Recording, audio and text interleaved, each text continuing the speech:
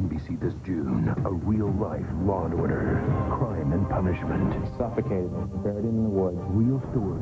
What did he say to you? You're never going to see your son again. No actors, no scripts. You understand those rights? Sure do. Get him out of here. Everything is real.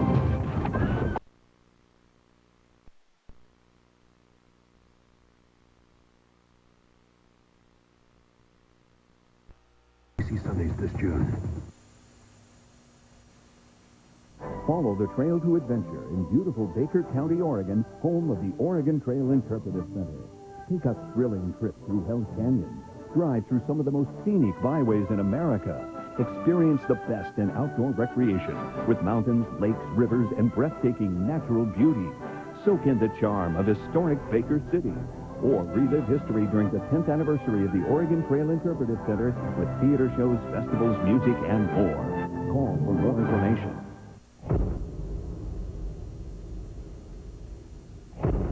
We wanted to make sure you saw our award-winning Nissans really well, because they're about to go really fast. It's Nissan's must-see sales event. Now get low 0.9% financing on most new Nissans and $1,000 cash back on our powerful Pathfinders. Hurry to Nissan's must-see sales event. Now you see it, now you don't. Nissan. Driven. There's only one place where the news comes first.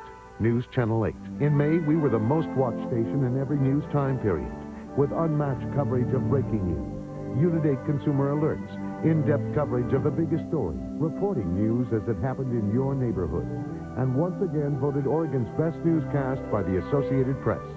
To you, we say thanks. Most watched, most honored. Northwest News Channel 8, where the news comes first. It's here. The event you've been waiting for. It's the Memorial Day sales event at your Northwest Ford stores. Get into a best-selling Ford Focus for just $197 a month, or drive home a best-selling Ranger for only $197 a month. But you better hurry before someone else. Sorry, Princess, we open at 7. Beats you to it. Y'all ready for this? Ready for the choices. Something rugged, something powerful. It's Toyota's nationwide summer event featuring our top trucks. Right now, get financing as low as 1.9% on the powerful Tundra and rugged Tacoma. Or you can choose $700 customer cash back on Tundra or $500 customer cash back on Tacoma. Don't wait. Y'all ready for this? Get the Toyota you've been wanting now. We're ready. Are you? Coming to NBC in June, the NBA Finals, only on NBC.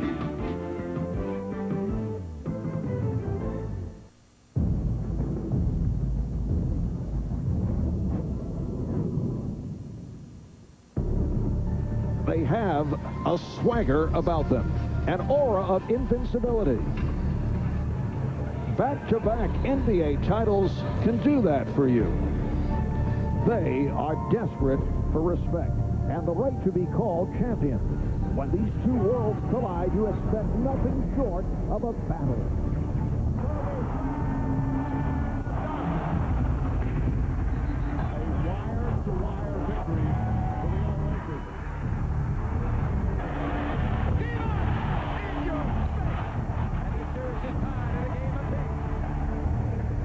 With their NBA record 12-game road win streak snapped, Game 2 left the defending champs with a bad taste in their mouth. Tonight, the Lakers return home. Can they recapture that aura of dominance? Or will the Kings move one step closer to their ultimate goal? Game 3 is next. This is the NBA on NBC. On a beautiful 76-degree day in Los Angeles, a capacity crowd better than 19,000 making their way into Staples Arena as the scene has shifted to Southern California for Game 3 of the best-of-7 Western Conference Finals. And the Sacramento Kings getting ready to hit the floor at Staples. The Lakers coming out of the tunnel as they look to continue their home court mastery over the Kings. Hi, everybody. everybody. I'm Marv Halber, along with Bill Walton. Steve Snapper Jones will be joined in a moment by Jim Gray. And Bill, first, the physical status of Kobe Bryant, who was a bit off his game on Monday night in Game 2 because of the food poisoning suffered at the hands of hotel room service in Sacramento. And Kobe told us before he definitely did not have as his pregame meal a bacon cheeseburger and a slice of cheesecake as he gets ready for tonight. Kobe, Marv, thank goodness, is a very quick learner. We are now checking the rumors that Kobe Bryant is indeed a vegetarian, but it was Game 2 that made the rest of the Los Angeles Lakers sick, because the dynamic duo of Shaq and Kobe, despite the illness, the complacency, and the lack of intensity, they came through on a combined basis. Their numbers in Game 2 were better, but what happened to the rest of the guys here, the X-Factors, Fox and Horry, the starting forwards? These guys are normally so reliable, so precise, and in Game 3 they were magnificent. Game 2, though, there was a significant and ultimately game-turning drop-off, particularly from Horry and Fox. Those are the guys that handle the ball all the time. In the end, the Los Angeles Lakers, they need to quit whining about the refs and get back to the offensive attack that made them the two-time world champions. If they don't get both games here in Los Angeles today, Sunday, then Sacramento, they gain momentum, and that 7th game on the road, that looms very large, Mark.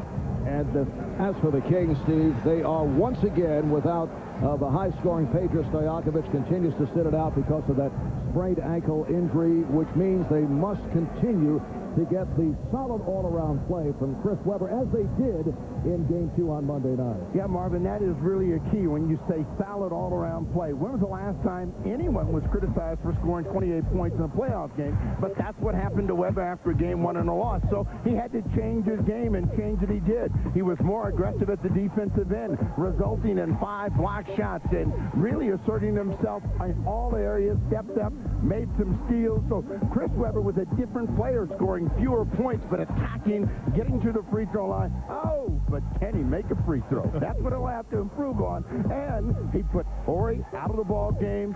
Fox had 5 fouls, so Mikey Walker had 4. Now, all of that said, they're on a mission as well.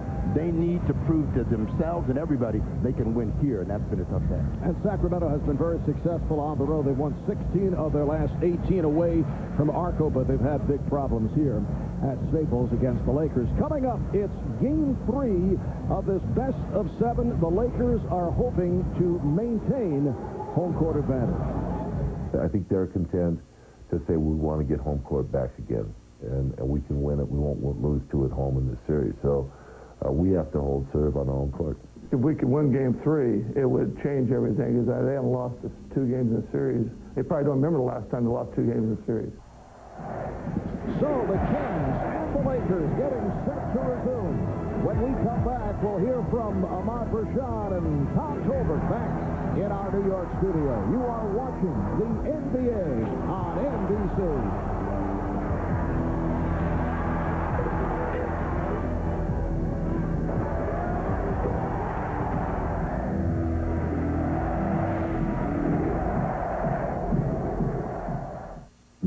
One way.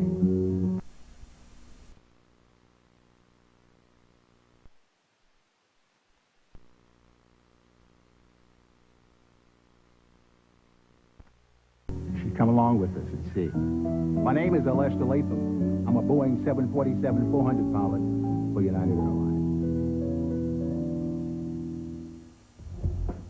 The first major advance for the faster treatment of athlete's foot is Lamisil AT.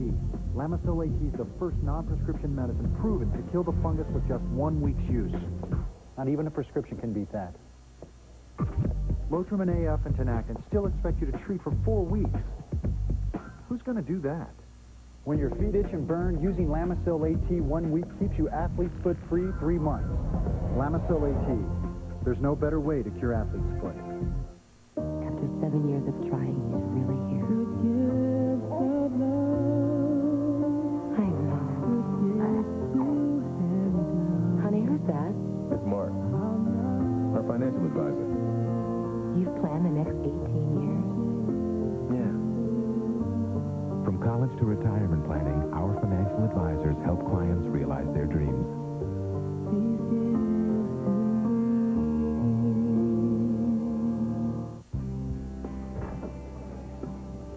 Hey, guys, I got someone here who wants to meet you.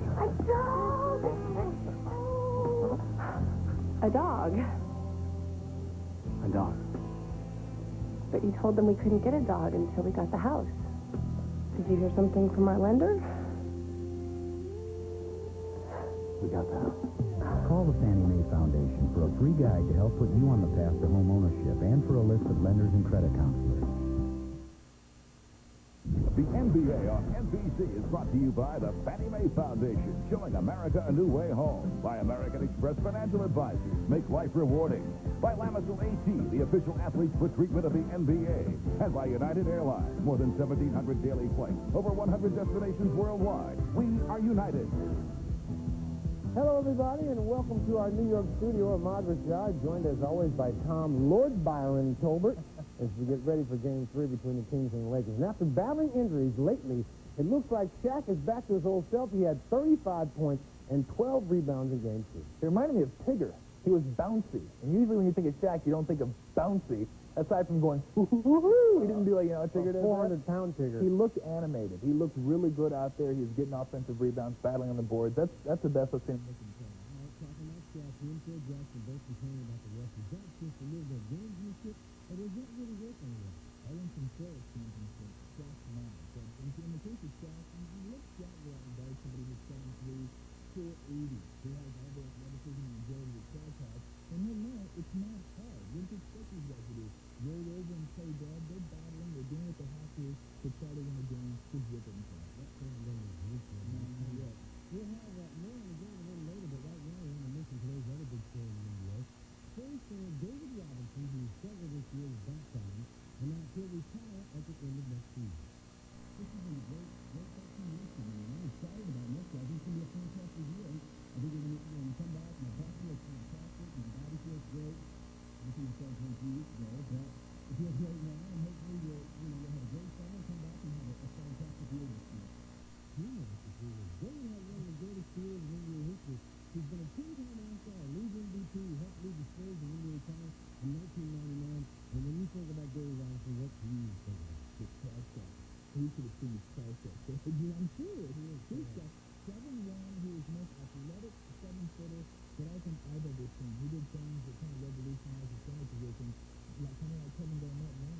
Kevin Garnett's playing small forward. I mean, he's an amazing athlete and really a great player. He probably didn't get the respect that he deserves now because he's not really a prototypical center. The only NBA player that has left the length of the court on his hands. He's 7 feet. Up next, we'll have more on the Kings and the Lakers, including an update on Kobe Bryant's condition from Kobe himself.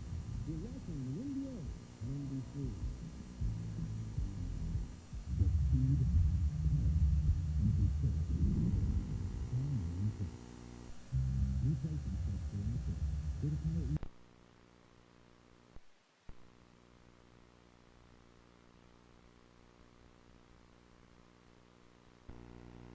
Where active traders take control.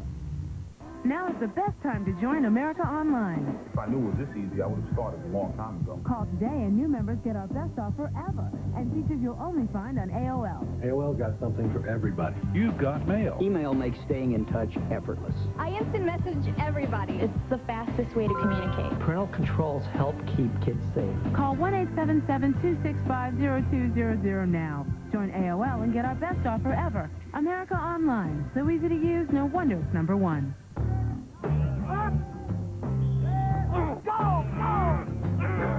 This is what it feels like when you eat the wrong thing before a game. Prepare yourself with the pre-game food you need.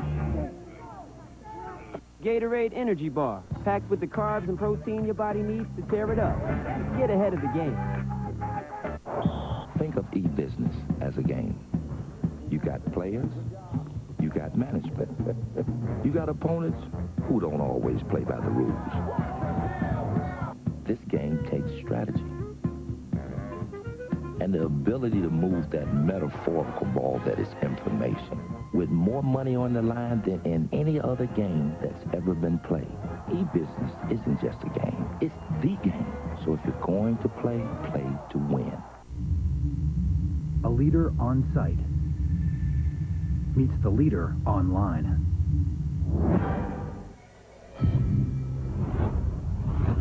E-Trade Financial, the right tools for the active trader.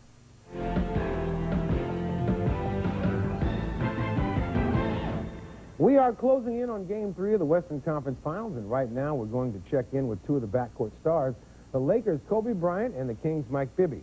We'll begin with Kobe, who's with Jim Gray. All right, thanks, Ahmad. It's been a rough week for Kobe Bryant. The food poisoning, he missed some practice. Kobe, first question, how you feeling tonight? I feel pretty good. It's going to be fun to get back out there and play the game. The question isn't about the energy at the beginning of the game for you. Coach Jackson says that'll be fine. What about the fourth quarter? Do you think you're going to have your legs and your energy by then? Well, I don't know. We'll see. I'm just going to try to pace myself and make sure I have the energy when we need it the most. Did it take a lot out of you this week? Yeah, it was a tough week. What'd you eat for dinner? Burger. Did you really? McDonald's. A bacon cheeseburger? No, number 2.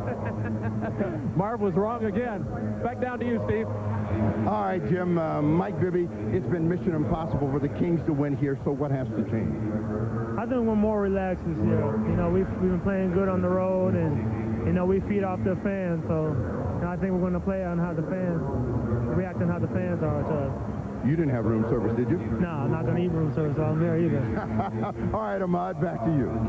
All right, Steve, the Kings are running team. Now, will they run even more to try to wear Kobe out? I don't think you can run any more than the Kings run. That's just a style of play they try to do. And on the road, I think the interesting thing about tonight's game will be, will the Lakers fall into a running game with the Kings? Because now they're at home, their fans will be going nuts. You're more likely to get into that type of game when you play at home against the Kings. They did a good job of stabilizing the flow in the games up in Arco.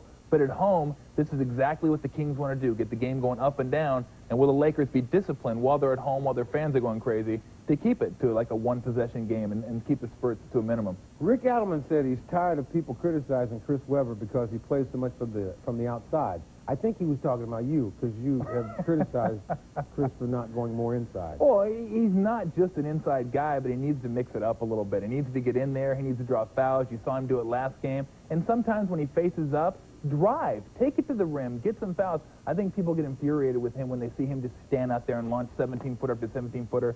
They have guys that do that. Bobby Jackson goes to the hole more than he does. He's 6'10", 245 for crying out loud, 250. Get to the rim. I think people like Rick Adelman get furious when you criticize Chris Webber. You should have seen me get to the rim. Woo! I saw that once. Coming up, it's Game 3 of the Western Conference Finals. Chris Webber and the Kings tied the series Monday night, but now they head to the Staples Center to face Shaquille O'Neal and the Lakers, who've won 19 of their last 20 games at home. We'll send you to Los Angeles for the tip-off in just a moment. You're watching the NBA on NBC.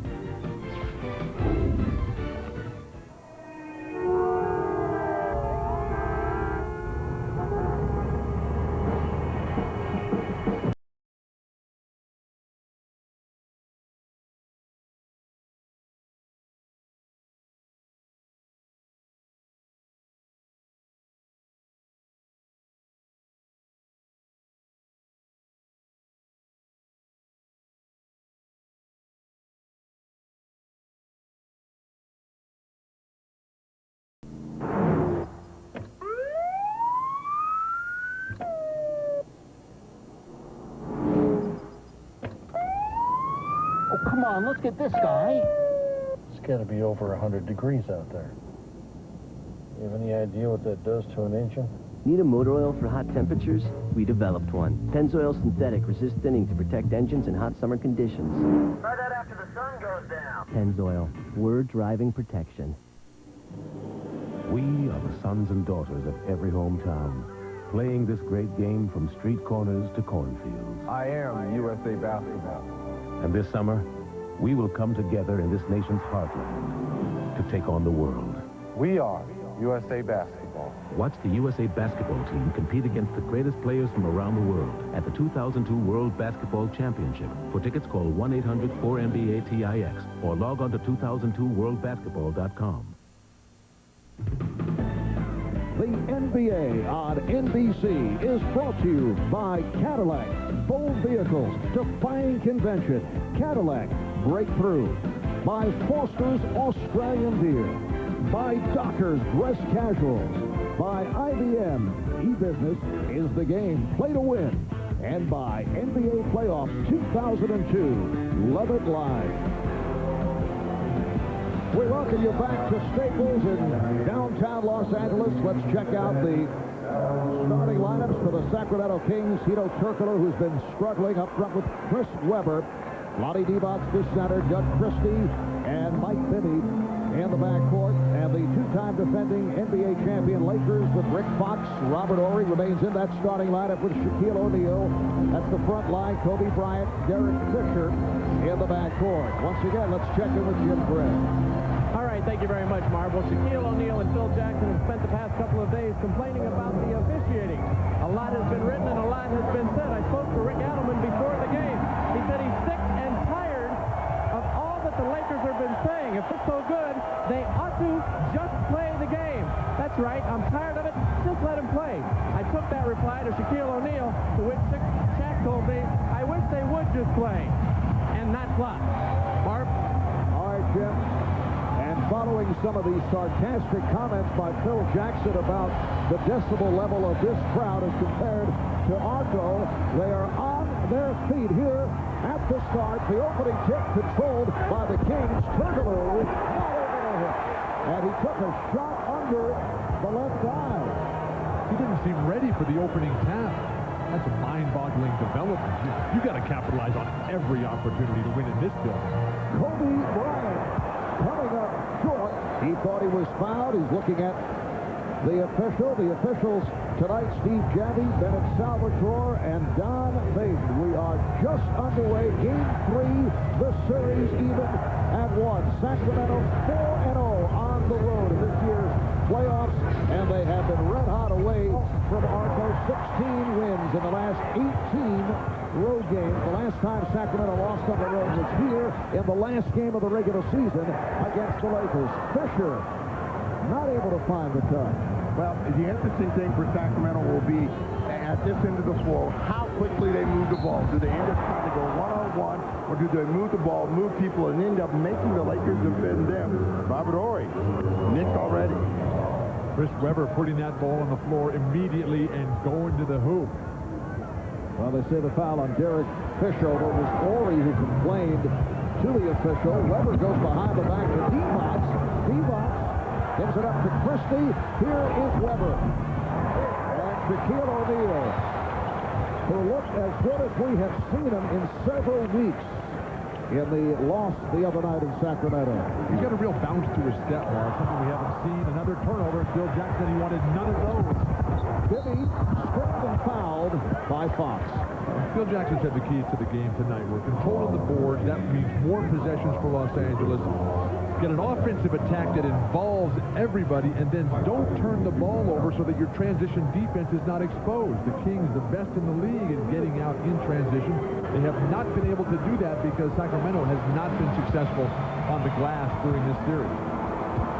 Bibby averaging 19 points in the postseason, up from just under 14 in the regular season. This is a guy every day at practice shoots at least 500 jump shots from all angles, and clearly he's been the difference in the Kings this season. He is the reason that they're in their first conference final series. There is some tightness by both teams, and that tells us how important the game is for both. I mean, the balls have been misfired offensively. They're not moving real quickly and precisely right now. Well, Kobe Bryant showing us the precise jump shot right on target, and that's the first field goal of the game. Sacramento trying to attack Shaq, make him guard the ball virtually every possession. Nice ball movement, and Webber shows the touch. Rick Adelman coming to the defense of Chris Webber, saying this is the way we want him to play. I know you disagree with that, Bill. He has to say that, but nobody in his right mind is going to say get out on the perimeter when you don't really have another post-up option. Webber sets the pick. Bibby fires. So Mike Bibby has given the Kings a 5-2 lead. Do whatever you can if you're Sacramento to keep this crowd so hungry, so thirsty out of this game and back in their seats. The real critical thing for the Kings is to be in the game at the end of one. Don't be behind like they were at home at the end of the first quarter where the Lakers shot lights out 9-10 in that first quarter of play. Divac given the shot. Shaq did not come out. Vlade. 3 minutes gone by here at the start. Bryant. Nice play by Horry, who comes off the playoff career-high 20-rebound game the other night. Horry with the shot. Phil Jackson wants Robert Horry to shoot more, as he did in Game 1 when he hit 6 of 12. And he only shot 5 times in that second game, and he feels that just isn't enough in order to get them to come out and allow Shaq to go to work. What a dribbling exhibition by Chris Webber. Doug Christie, the outstanding defensive player, trying to handle Bryant, went right by him, but could not convert. Back comes Christie. Here's Bibby on a quick release. So Mike Bibby off to the fast start. And the Kings have a 7-5 lead. You're seeing a very crisp and sharp ball movement for Sacramento, something that they didn't get done in Game 1, where they were trying to pound the ball, and the Laker defense was just too solid. Derek Fisher sending it out to Robert Horry around Chris Webber. By Shaquille O'Neal. Chris Webber is just too casual on his defensive closeout there. Robert Horry just pump fake. Vlade has to rotate. That is just unacceptable if you're going to try to win as a team. Well, there are 2 players that they want to attack. The Kings want to attack Shaquille O'Neal. He's going to give them certain shots, and the Lakers want to attack Chris Webber. Well, Webber tried to take it to the rim, but he was stripped. 4 on 3. Fisher way off, and his shooting has been off. In 10 playoff games, he's only 32% from the field. In fact, the two previous games against Sacramento, only 2 of 10 from downtown. Divac, yes. That's what we saw from Vlade in Game 2. It's a beautiful offensive scheme. Vlade Divac, I think the second-best center in the NBA today, and the most qualified to challenge Shaq because of his multi-talented and varied game. And hung in very well against Shaq, despite the big numbers by O'Neal. Divac had 15 points, 14 rebounds. That's last touch by Webber. A big concern, I think, though, for Sacramento is that Chris Webber has taken 3 shots. Every single one of them have been from the outside. They haven't even looked at establishing a low-post game. Well, I think it would sink in for you, Bill, that they're not going to look for a low-post game from Webber. Türkoğlu able to hit his first field goal. He was 0 for 8 in Game 1. Missed his first 3 shots in Game 2. And in fact, in the entire playoffs, he's only 35% from the field. And he's an important guy because of that injury to Pacers Stojakovic. O'Neal is fouled. That's where they want to get Shaq rolling across the middle. Once he gets all of that weight moving, he's a real tough guy to really get under control. Foul on Vlade Divac, and now timeout is taken by the Lakers. 6 minutes, 24 seconds remaining in this first quarter. Good start by the Kings. They lead 11-7.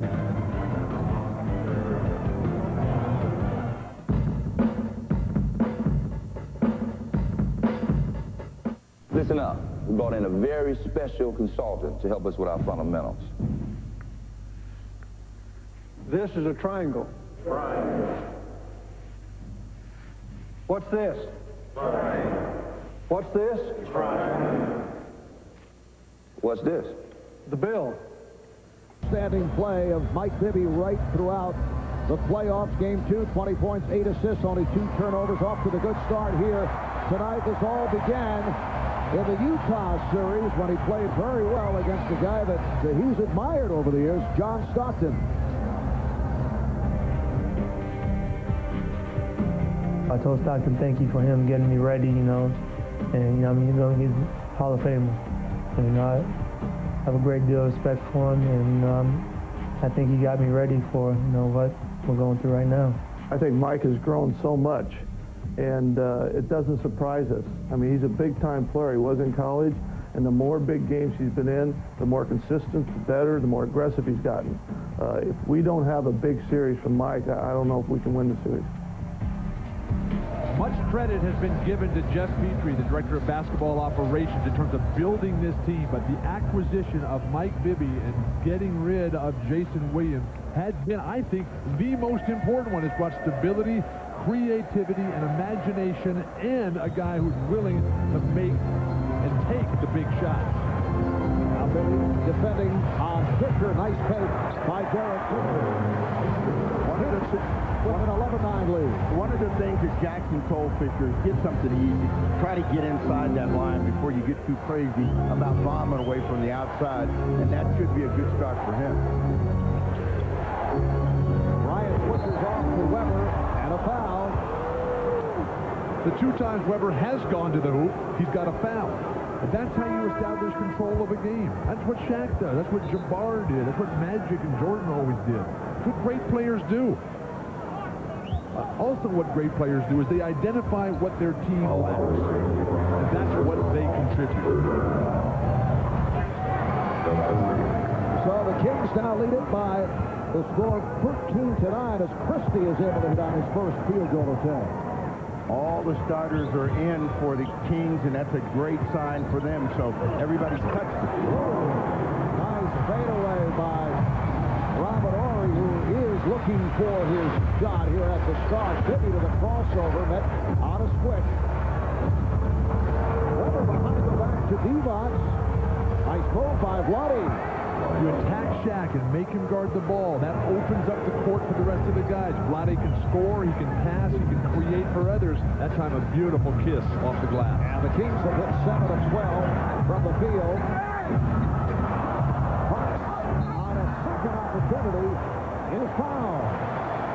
The kind of fouls that Adelman does not want Weber to get, just reaching and picking up the foul. But even though the ball isn't swung all the way across the floor, they get the ball movement. The result is a hoop for Vlade Divac. But the quick hitting attack for Sacramento has been very impressive. Chris Weber, 2 breakdowns so far defensively, has cost his team mightily both times.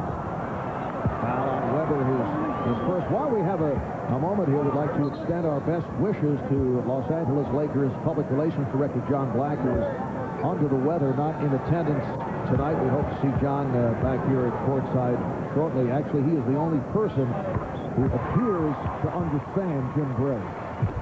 So, John, get back to it. Sacramento has hit 7 of their last 9 from the field. Just under 5 remaining in the first. Pushed it out to spin out of control. And fouled one up. Recovered by Bring it out and set this one up now. Türkoğlu. We're seeing a different Türkoğlu here at the start of Game 3. He may have settled down. You know, he might have put too much pressure on himself to try to be bigger and better than he is at the offensive end. This is his first time playing in the Western Conference Finals against the Lakers, and that's big news worldwide. Bibby is hammered by Ory. Türkoğlu is the type of player just getting started in his career will end up being a very, very good basketball player, but the kind of guy who finds his rhythm once the games start getting backed up against each other. And he gets the big minutes now, and he can relax and realize that in the end, it's just stroking jumpers. Türkoğlu in his second NBA season, the first ever Turkish-born NBA player. Is Peja Stojakovic. In fact, Tito is the youngest of the Kings' Eastern European connection. Divac, Stojakovic, and Hito. Oh, rejected by Divac. Kings got numbers, but they don't have the ball in a good place to take advantage of. There was Weber right at the rim. Divac finding Weber. And some confusion defensively by the Lakers. And again, they're making Shaq guard the ball. Vlade is playing a very good game in the early going here, plus not picking up fouls. Shaq needs to start establishing himself going to the hoop. Fox taking it to the rim, and he's fouled, hit by Türkoğlu. What they have to do is throw Shaq the ball, and they haven't been doing that. As the Los Angeles Lakers move the ball inside, and Robert Horry maybe got a little happy. A little bit too far away from the rim that time. Maybe when he was younger, he would have been able to throw that down, but the results are, when you have numbers, you move the ball, you move people, you get Chris Webber right at the rim. Finally, a strategy that we're seeing that's got some success and a chance to work. Drive the ball at Shaq. He will come and guard the ball. Then you lay it off, and the rest of the guys then, they're exposed for their deficiencies. Now Samaki Walker has come on for Robert Horry. Sits down with 5 points. Phil Jackson going to Horry in the starting lineup, feeling that he presents more problems for Sacramento at the offensive end. Well, he does, but at the same time, he also realizes that Horry has a tendency sometimes to forget about parts of his game, and they need some rebounding right now. Webber going at Walker. Ooh, I don't know.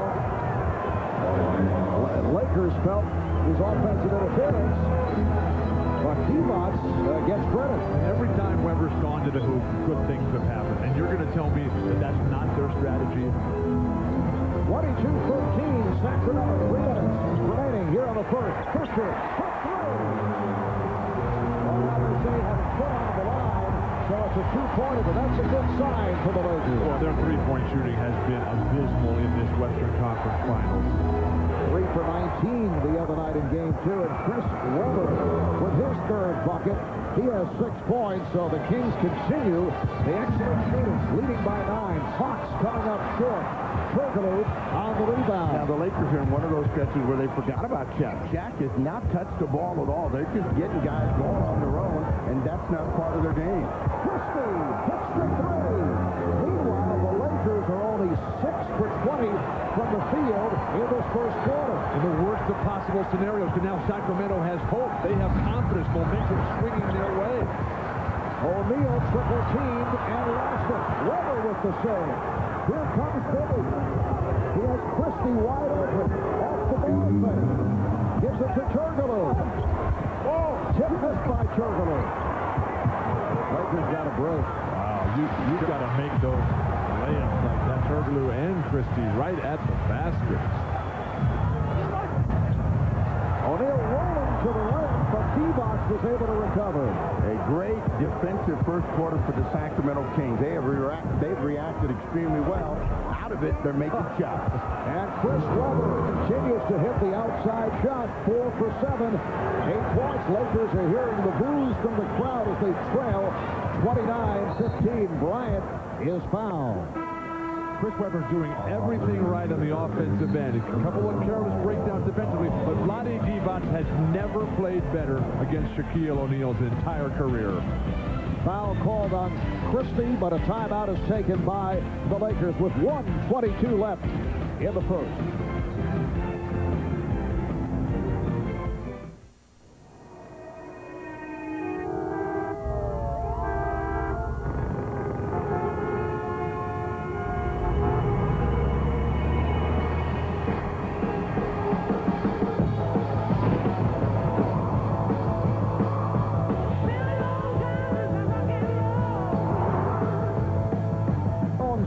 For the one-time Laker, the 34-year-old Vlade Divac.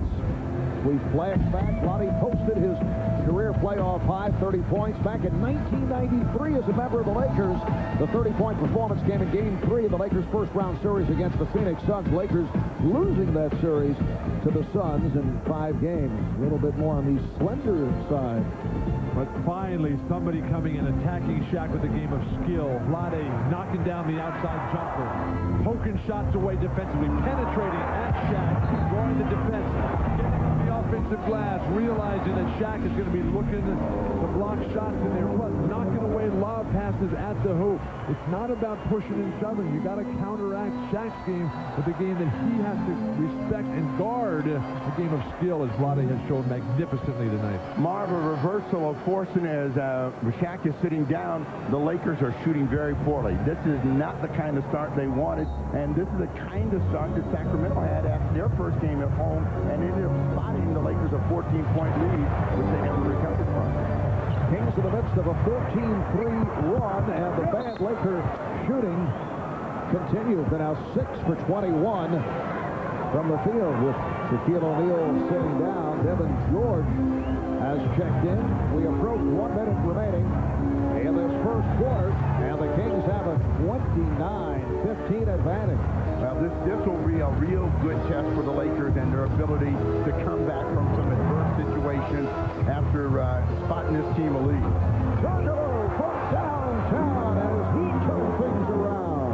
We're seeing an incredible level of confidence right now in Sacramento. Weber with the strong start, 4 buckets, 4 assists, Vlade torching Shaq. Now they got to keep it going and don't get relaxed. Well, the good play by Christie to steal from Bryant. Here's Christie behind the back for Türkoğlu. Lakers get back, and Sacramento has to reset. Well, he wants to go one-on-one and doesn't really get the lane that he wants, but he's still hungry for this shot. Shot clock down to 5. Nice ball movement. Christie rejected by Bryant with 3 on the 24. One pass and one dribble too many. Bibby passed up a shot, and Christie took that extra dribble, so they got 3 to get it up and down. Only 15 seconds remaining in the first quarter. Conversation between Samaki Walker and Vlade Divac on positioning on the inbound. This is a perfect place for the guy who's inbounding the ball to step right back and get it. Well, Divac had it knocked away. Only 1 remaining on the shot clock. Now you get to throw something up at the hoop and have Weber rise above the crowd and throw one down. You said he doesn't have explosion. Well, that was the plan. But Ori was able to step in front, and now the Lakers hold to the final shot of what has been a dismal first quarter for the Lakers. Here is Bryant. That would have counted. So the Los Angeles Lakers, 6 of 22 shooting. The Kings on fire, 14 of 26. The entire team getting into the act. Chris Weber, 8 points, 4 assists. Hedo Türkoğlu, 3 of 6 for 7 points. The Kings 32, the Lakers 15.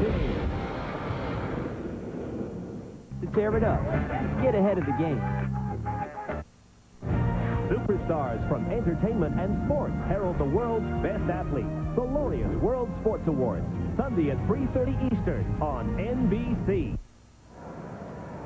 Welcome back to Los Angeles. I'm Jim Gray. Kings are up 32-15 as we get ready for the second quarter. Take a look at Peja Stojakovic. He has not played in this series. He was out warming up before the game, ran up and down several times on the court. His right ankle was injured in Game 3 against the Dallas Mavericks. He has not played in the 2 weeks since. He now joins us here, Peja. How did your workout go, and do you feel as though your ankle will allow you to play in this series?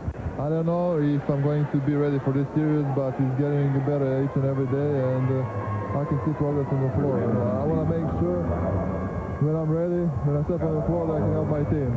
It's still quite ginger, and I saw it before the game. It's still quite swollen. Would you be able to cut if you had to play? Well, I don't know. Like I said, if I wanted to play, I want to make sure that I can help my team. I don't want to take something away from the team, and because Lakers, they're a really good team, they can take advantage of that. In a hypothetical situation, I asked you before the game, and I asked your coach if they needed you in the last 3 seconds to put up a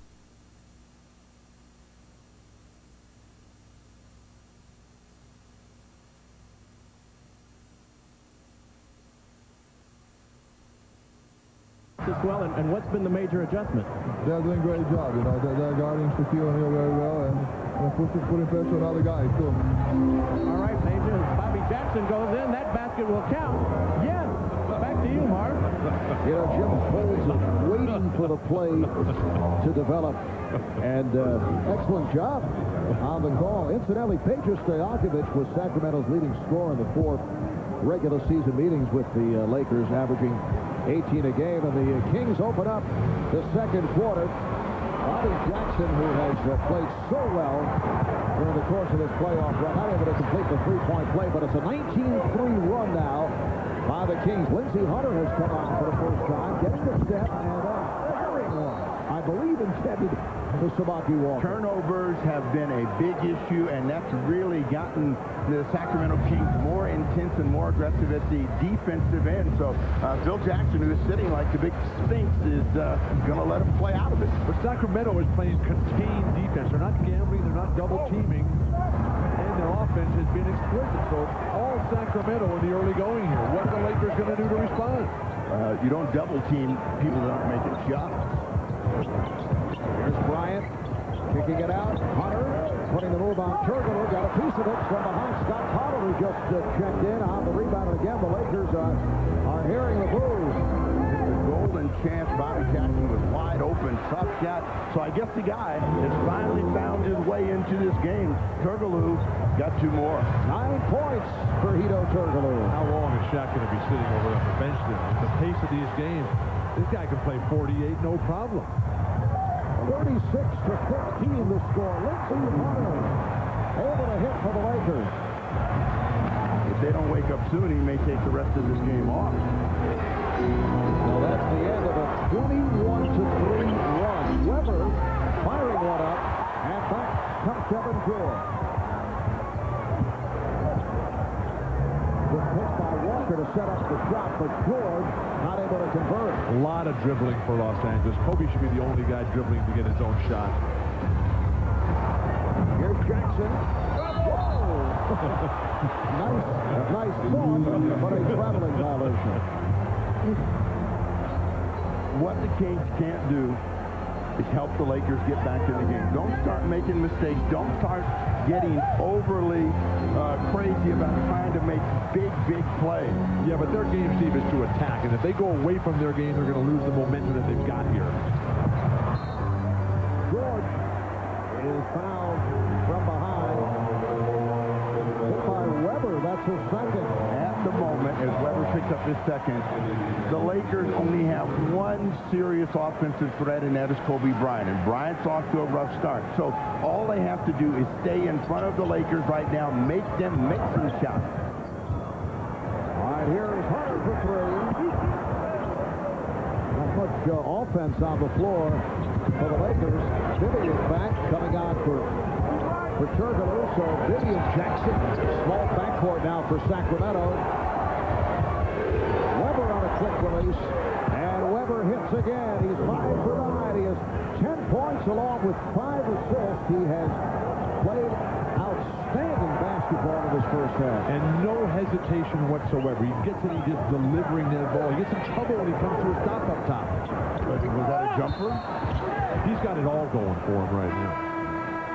And a loose ball foul on Samaki Walker. The question would be asked, how do you like me now, Bill? As Weber is drumming him up from the outside, rebounding, doing everything. Big game from Weber early. I love 21-point leads on the road. The Nets, the Celtics. Crucial Game 3, tomorrow, 5 Eastern. We did great. We did great. No, you're right. We did do great. The NBA on NBC is brought to you by Infinity, makers of innovative, high-performance, premium vehicles. By Michelob Light, the great taste of Michelob Light makes any occasion seem special. By Adidas Climacool, giving you 360 degrees of ventilation. Feel the breeze. And by McDonald's, we love to see you smile. We enjoy the opportunity to play in front of 20,000 people who are screaming at us because we have the opportunity to shut them up. A lot of the times we get comfortable in the fact that we make them cheer all the time. And it's something that as a man we've went out and we've tried to improve on the road, and we've done that. So the obstacle of Staples isn't a big thing. It's nothing gets as loud as Arco, so we're not scared, that's for sure. And they have certainly quieted this crowd here in Los Angeles. The Kings 4-0 on the road in this year's playoffs, winning twice in Utah and twice in Dallas, doing it in games 3 and 4 in the first round and then the semis. And then it all started, their great road play, when they lost at home late in the regular season at Arco to the Los Angeles Lakers in the game we did. They lost at the very end. They were going on a very long, interminable road trip. They swept that road trip, and they have not looked back. Shaquille O'Neal is checked back up.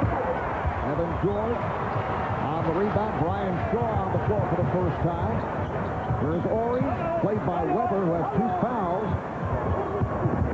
Hunter had the baseline cut off by Jackson. And Lindsey Hunter has provided a lift with a couple of buckets. If you're Phil Jackson, you're telling your guys, you want to try to get this thing within reach by the break. They're not going to catch up all in a quarter, so they've got to just start grinding this game out and getting control of the tempo. How about coming back with Ronnie Divac? Ori with beautiful defensive play, and off the steal, Shaw sets it up. He has George wide open for 3. Jack trying to keep it alive. Jackson did not save it. So the ball will go back to the Lakers. Türkoğlu's have the hot hand coming on for Doug Christie. Let's check in with Jim Gray. Jim? All right, during that last timeout, Phil Jackson told his team, hey, guys, we're shooting the ball real poorly, and we're putting up a lot of shots, an abundance of shots too quickly. Let's get back and run our offense. There's an awful lot of game left here. I guarantee you we won't shoot the ball this poorly as the game goes on, as evidenced, Marv, by Shaquille O'Neal right there. Well, for Shaq, his second field goal. 2 for 5 from the field. He has 4 points, and the Kings now lead 38-21. And Brian Shaw making important contributions regularly in desperate times for Phil Jackson, but with Vlade Divac on the bench, the Kings run the risk of losing his hot hand. I think for the Kings, their lead is 17, and they don't want to give that up very quickly, so they got to make sure that they move the ball and get high percentage shots. And the Kings bailed out on that foul by Devin George. Only 2 seconds remaining on the shot clock. Scott Pollard defensively doing everything he possibly can. Holds his ground, forces Shaq to take the shot that Scott Pollard wants him to take. The Kings can live with that. Phil Jackson texts winner Jimmy Clemens, they will not accept Devin George's breakdown defensively. Going for a pump fake on a guy moving left, inexcusable. Türkoğlu has suffered at the foul out of the playoff, just 7 of 15 from the line coming in. Well, you can log on to NBA.com to bid in the Where's Walton auction. Steve, this is getting out of hand. For exclusive memorabilia from his Love It Live tour. Proceeds, it says here, to benefit reading is fundamental. It's all at NBA.com. Now that was a tour to remember. Surpassing everything that's come before. Here's George taking it to the rim for his first field goal. And the Kings now lead 39-23. The Lakers defense starting to pick up, and they're being more aggressive way out on the floor, which is making more time come off the clock against the Kings offense. Shot clock at 6. Bibby for 3. Mike Bibby has 9 points, and the Kings now lead 42-23. Look what kind of shots they get when you go inside Sacramento. Chris Webber draws the double team and frees Bibby wide up. And then Shaq O'Neal just delivers right back, getting to the foul line.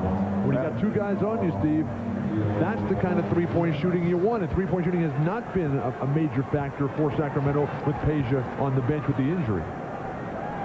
Pollard has had the problem. He had it in the second quarter of Game 2, in which he flopped, and then Shaq went crazy, dominated that second quarter of play.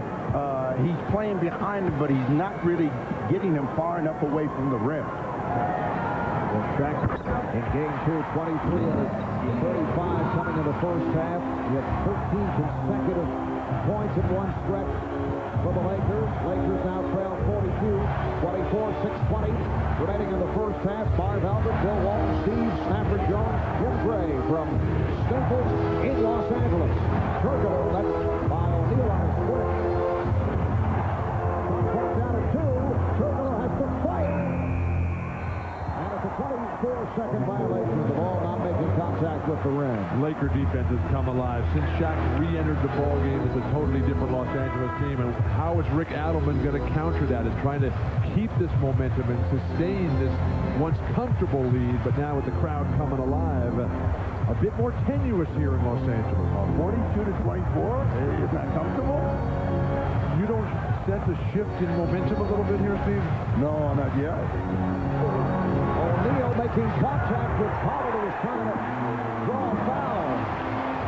So Shaq with 7 points, and the Kings now lead 42-26. Weber played by Ori. Türkoğlu using the screen from Pollard. Pollard with the rebound. Pollard on the kick. Knocks it out of bounds. Lakers wanted to get it up court in a hurry, but a timeout has been called, I believe. Now, Brian Shaw claims that he was not getting a clear indication, but it is a timeout. Shaw was trying to break down court, and it was chaos. Order has been restored, though. 5.5 to go. First half. Kings up by 16.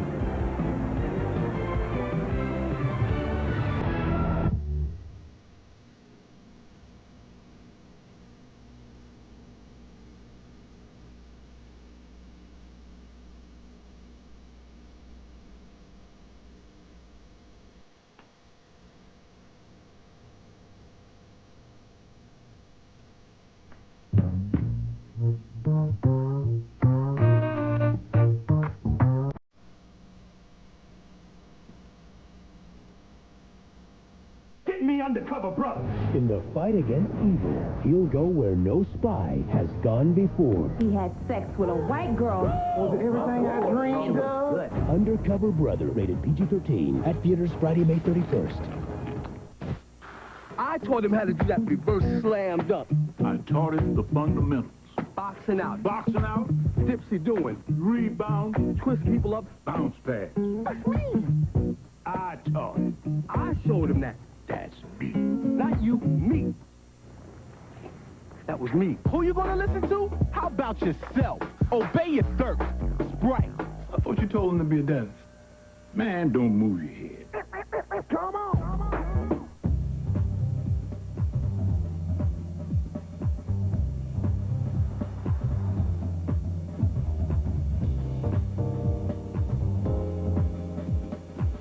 You can either fight the wind, or you can make it your friend. Zero lift aerodynamics, 0.26 drag coefficient. The new G35 from Infinity. How to speak Australian.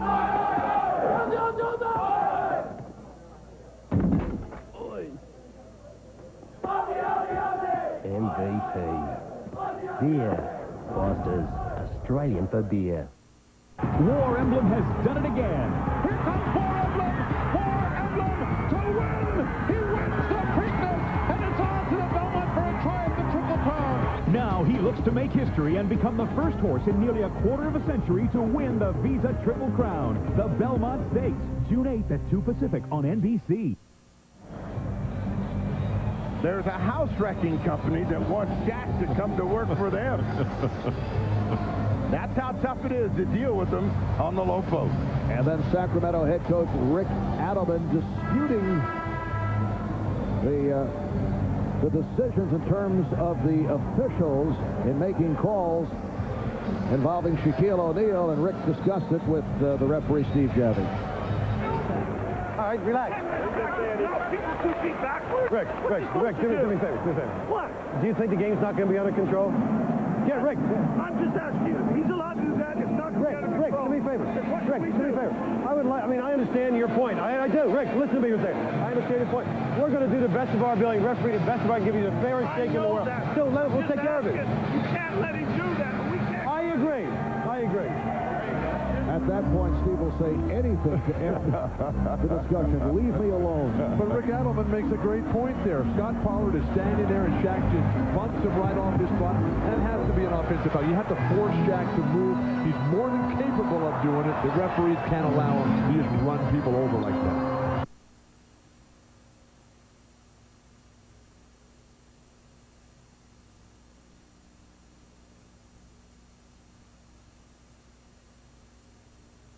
Player was so dominant at his position, a position with no one else that you could even put close to the top player. No.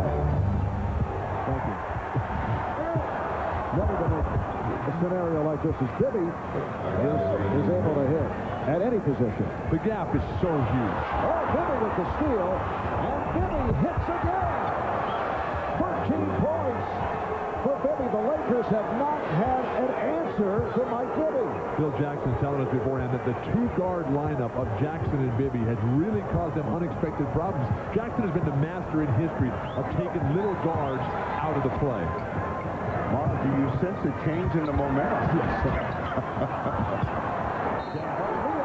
Is back. Bennett Salvatore says yes, the basket counts, and the foul on Bibby. Huge effort that time by Mike Bibby in making this shot and then taking advantage of the Lakers as a misfire, and he makes a steal and comes right back to knock another shot down. So when Adelman says he's not afraid to make big shots, he is not. They call that foul on the ground. Okay, they just changed the call. The official standing to the right of Shaquille O'Neal had indicated the basket counts. 9 on the shot clock. Lakers have to attack quick, but Sacramento has to be able, as Bennett Salvatore raised it off. Right. Sacramento has to do a better job of helping Vlade on the boards. Offensive foul, Shaq clearing out Vlade in the low post. And the foul is called on O'Neal. That is his first. Phil Jackson now up and complaining and trying to fight for his guy, get him a fair shake. Mike Bibby has scored Sacramento's last 7 points. Broken up by Horry, recovered by Jackson. Those are the kinds of plays that Sacramento doesn't have to make. They got the lead, make the Lakers defend them, move the ball. Weber. Jackson with the tip.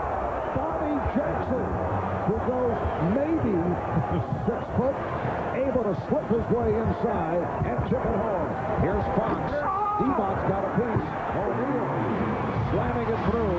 So Shaq has 9, but it's been all Sacramento in this first half with 3.5 to go. They lead by 18. What Jackson has told his guys is you've got to box Bobby Jackson out, and they're letting him freelance, and he's shown in every single series, if you let him get in around the glass, he's going to make something happen. But more importantly for Sacramento, though, they've got to contain defense on the perimeter and not let Fox and Brian Shaw and Kobe Bryant always get easy looks there, because that's going to just allow Shaq to do whatever they want to do in the glass.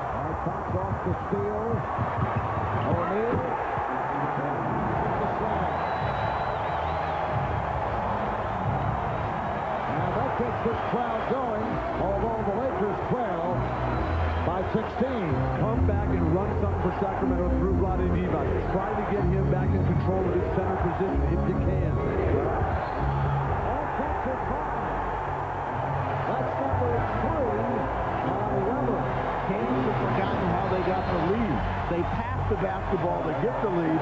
Now they're starting to dribble a basketball, and the Laker defense are getting some breaks as Weber doing his imitation of Shaq. What's the difference of that and Shaq hitting Scott Pollard? But with Shaq running the floor beautifully, showing no ill effects from the injuries that have plagued him for so long, Fox just drives it in there and lays it out. The big man, throw it down, throw it down.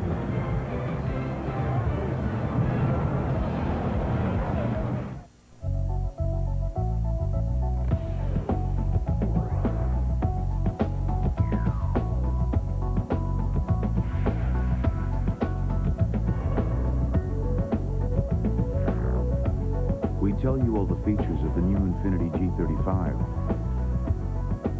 But hey, who has time to watch a 14-minute commercial? The new G35 from Infiniti. Call Beth and tell her how wonderful she is. Tell Amber how much fun you had. Explain Amber to Beth. 7-Eleven Verizon prepaid phone cards. Use them however you want. Own Ocean's 11 now on video and DVD. Take home George Clooney. You're either in or you're out. Brad Pitt. Exactly. Matt Damon, Andy Garcia, and Julia Roberts. You're a thief and a liar. I only lied about being a thief. Ocean's 11. Own the #1 video in America today. Oh, credit card bill. There's interest rates. Just get a Capital One no-hassle card. Lowest fixed rates you can get. So who's getting rich off my credit card?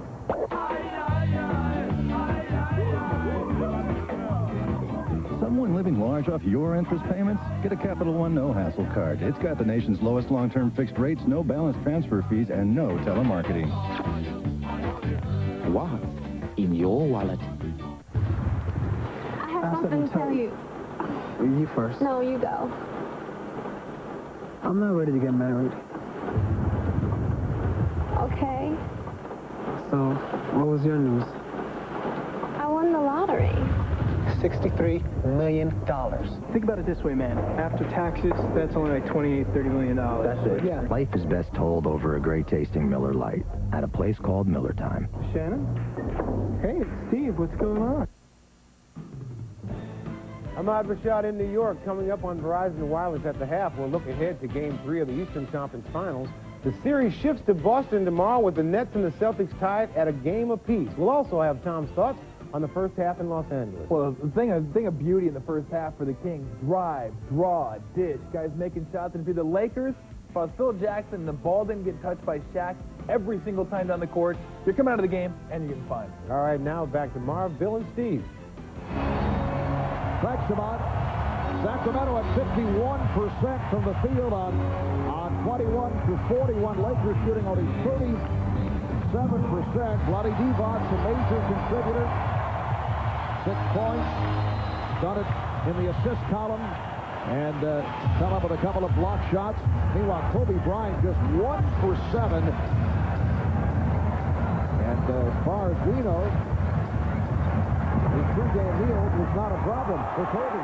O'Neal, though, has had the touch. He now has 13 points. They're going exclusively to Shaq. If you want to know the difference between Shaq and Chris, one letter. Shaq's got 4 little words in his name, 4 little initials. Chris got 5. But Chris Webber has 3 fouls, and now the Kings have to find some offense right now. Divac, quick release on the running hook. Beautiful competitive response by Vlade, quieting this crowd somewhat. Now they've got to get some help on Shaq, because you don't want Vlade to pick up a couple of quick fouls here in the closing 2 minutes. Ryan Shaw with the open 3. Kept alive. Sacramento has led by as many as 21. They're up by 16. Fox once again comes up short, but another offensive rebound for the Lakers. Yeah, this is what they weren't getting. Good look from Laurie to find O'Neal, and Shaq 7 of 10, 15 points. Here's Jackson, and pass. Bryant with the steal. A minute and a half remaining in the first half. And now you get the sense that things beginning to turn. The Lakers within 12. Yeah, this is what the Kings didn't want, to make those kinds of mistakes, to bring the crowd back in it, to give the Laker defense some energy. Bibby was fouled by Shaw. 14 foul, non-shooting affair. Lakers have come alive here behind Shaquille O'Neal's brilliance, moving around Vlade. No chance for an offensive foul there. Shaq, incredibly great deep position there, just overpowering Vlade, who doesn't foul. And then Brian Shaw, who always comes through in these seemingly desperate moments here, stroking threes or stroking long jumpers. Now, what kind of response are we going to get from Sacramento here, who've been stuck here in the high 40s and low 50s for what seems like an eternity? And now, they say that Bibby was fouled in the act, so he does go to the line. And Bibby's the high scorer for the Kings. He now has 14. What the Kings have to do is stop trying to do too much. Get back to playing a simple, easy game. They have control of the lead. Don't try to overpass. Don't try to make responses that are not necessary. But also don't get conservative. You have to keep attacking. They have yet to get to 100 points in this series. Just under 1 minute remaining in the first half. Fox, nowhere to go, has to throw it back. Shot clock at 5. Bryant try to call for time, and he does get the call. Kings try to tie him up. Rick Adelman is looking for a traveling violation, but it's a timeout, and the Lakers maintain possession.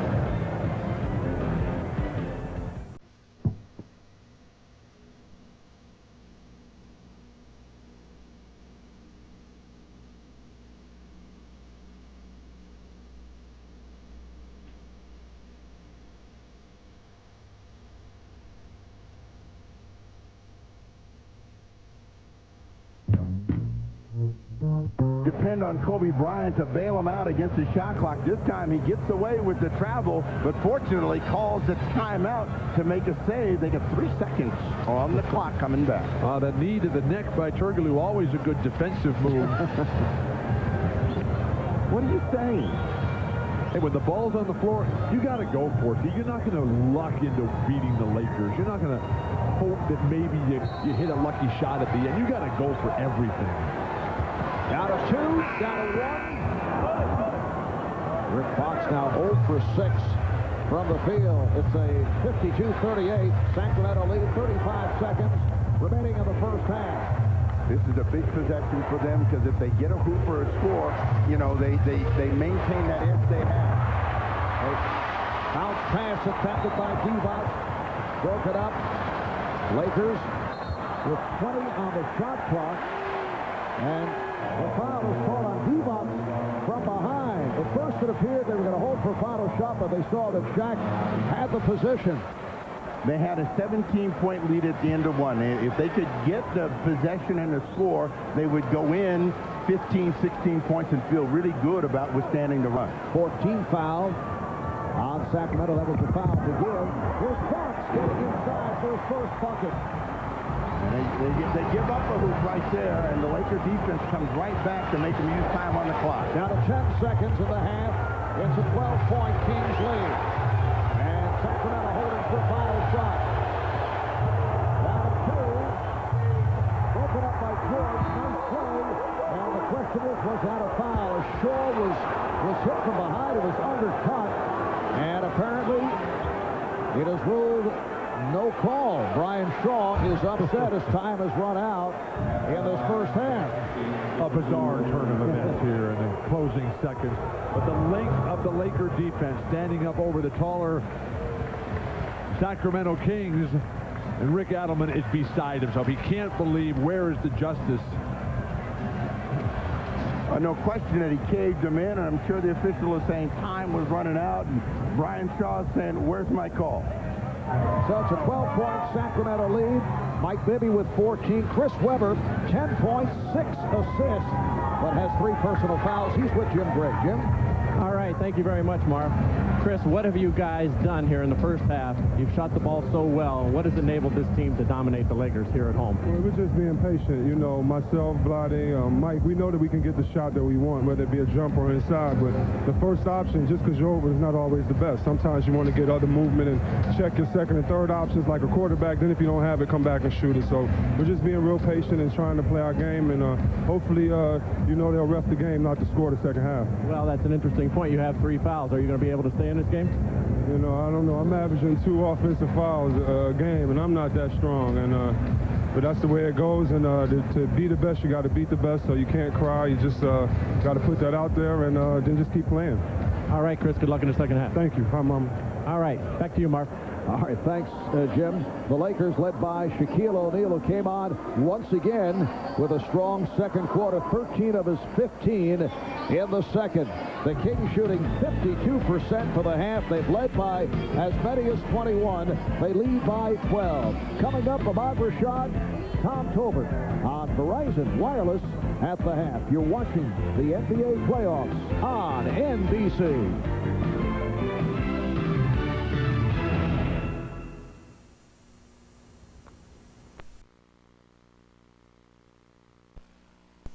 All season long, they average 6 guys in double figures, and when they can have this kind of offensive efficiency, rough to beat. All right, in the first half of the Lakers, now Shaquille O'Neal certainly did his part, but forget about where's Walton? Where's Kobe? 1 for 7 in the first half. It has not been a pretty picture for Kobe Bryant or a number of other Lakers out there. Rick Fox is also 1 for 7.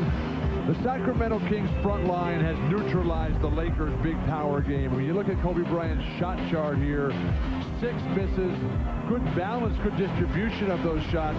The difference has been Mike Bibby has been able to come in with 15 big points.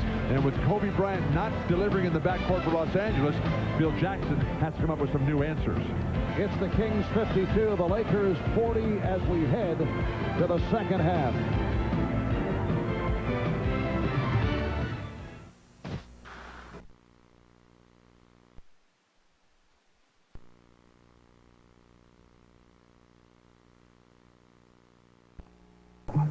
I don't care if you slam dunk. I don't care if you shoot a layup. 2 points is 2 points. All you have to do is take a short shot, bounce out, rebound. You ain't got to dunk on everybody. Forget about the theatrics.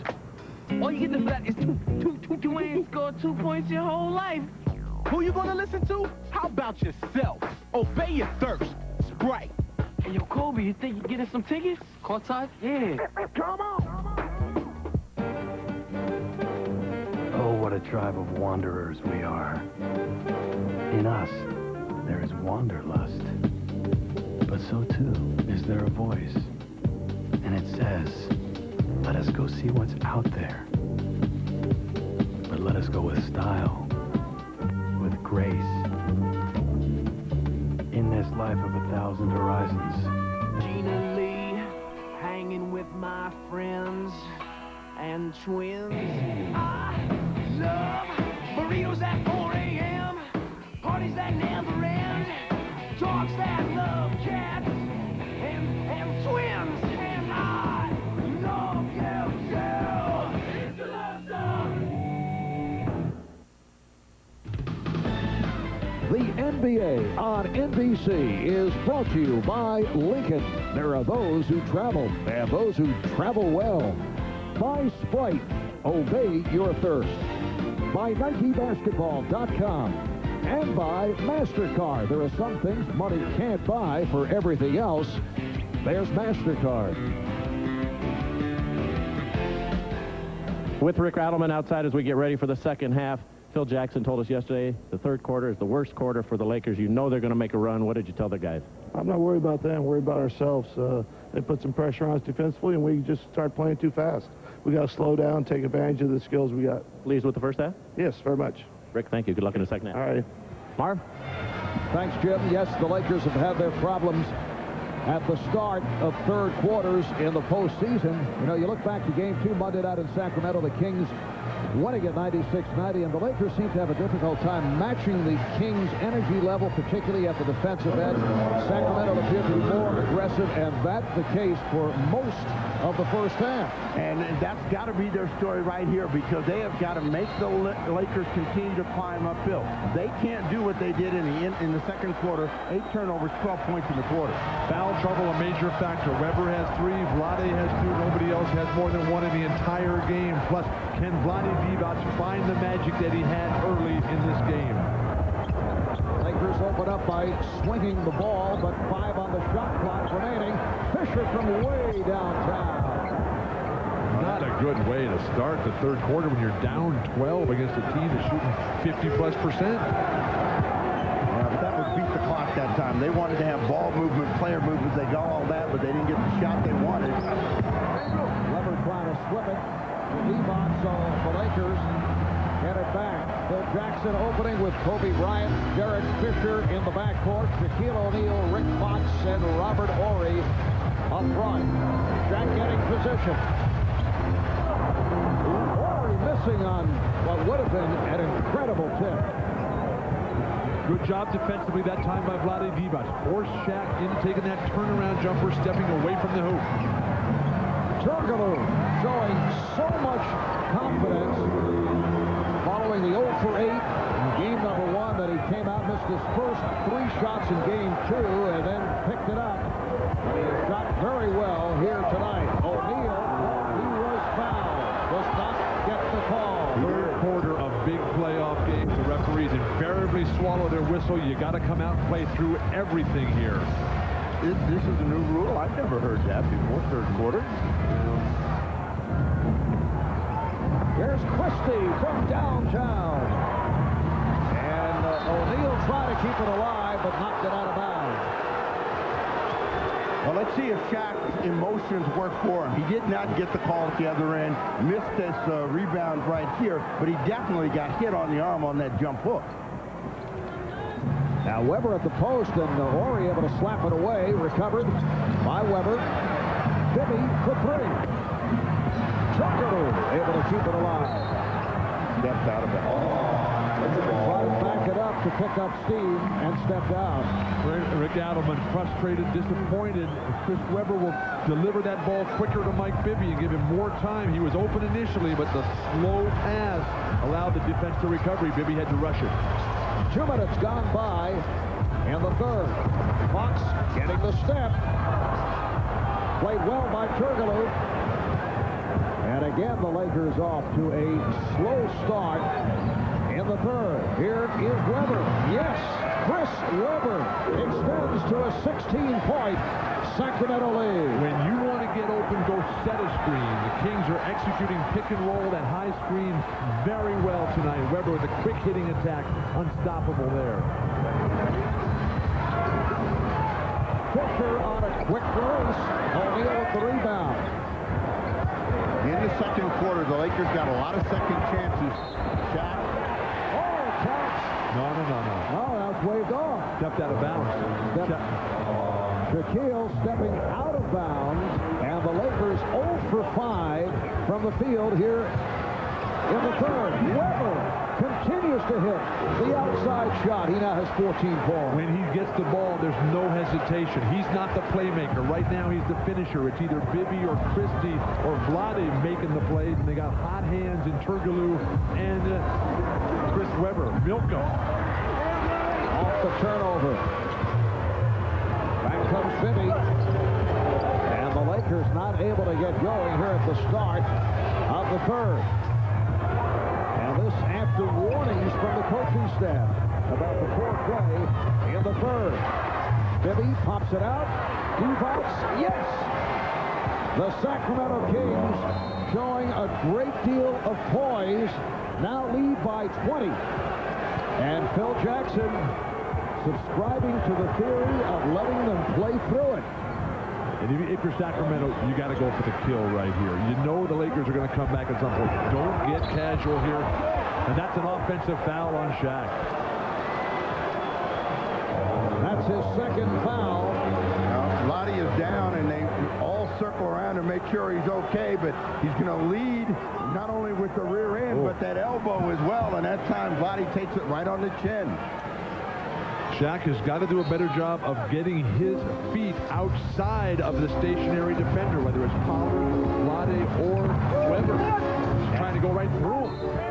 Türkoğlu draws the foul. Sacramento has come out and scored the first 8 points of this third quarter. The foul committed by Rick Fox. This is what they wanted to do. Put the ball in the basket. They don't care where Chris Weber makes the shot, but make the shot. And Weber got 2 from the same spot. And you can see the defensive Robert Horry lacking right now, not reacting to the pass, not there in time, and Türkoğlu at the line. Türkoğlu is 73% free throw shooter during the regular season, but has had his problems in the playoffs. But one of the great things that Sacramento did in winning Game 2, they got to the free throw line. In Game 1, it was not a factor for them on the plus side. Playing at home, you have to do that. They've come out here tonight and gotten to that line with the exception of Chris Weber, who has yet to take a free throw. But Türkoğlu has got to connect there and convert. They're a good free-throwing team, and that's the thing they haven't done well tonight. They're not making those free throws. And Christie got a piece of that shot attempted by Bryant.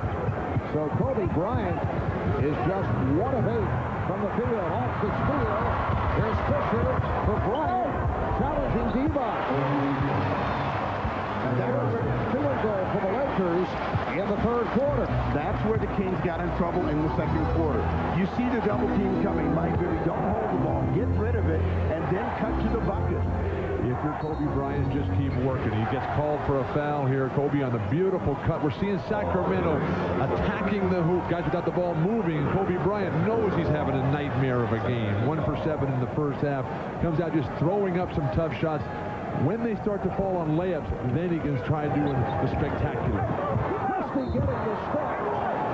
And foul. So Christie able to beat Bryant off the dribble, and O'Neal came over to help and collects his third. There are no question that Jack was there and with the foul trying to really punish Doug Christie that time, but the Kings have got to make him pay. Knock down these free throws. Christie at the line for the first time. Well, from the creator of Law and Order comes the new summer series, Crime and Punishment. Real cases, real courts, and real life. Crime and Punishment premieres Sunday, June 16th, right here on NBC. A timeout has been called. 7:21 remaining in the third. Sacramento up by 19.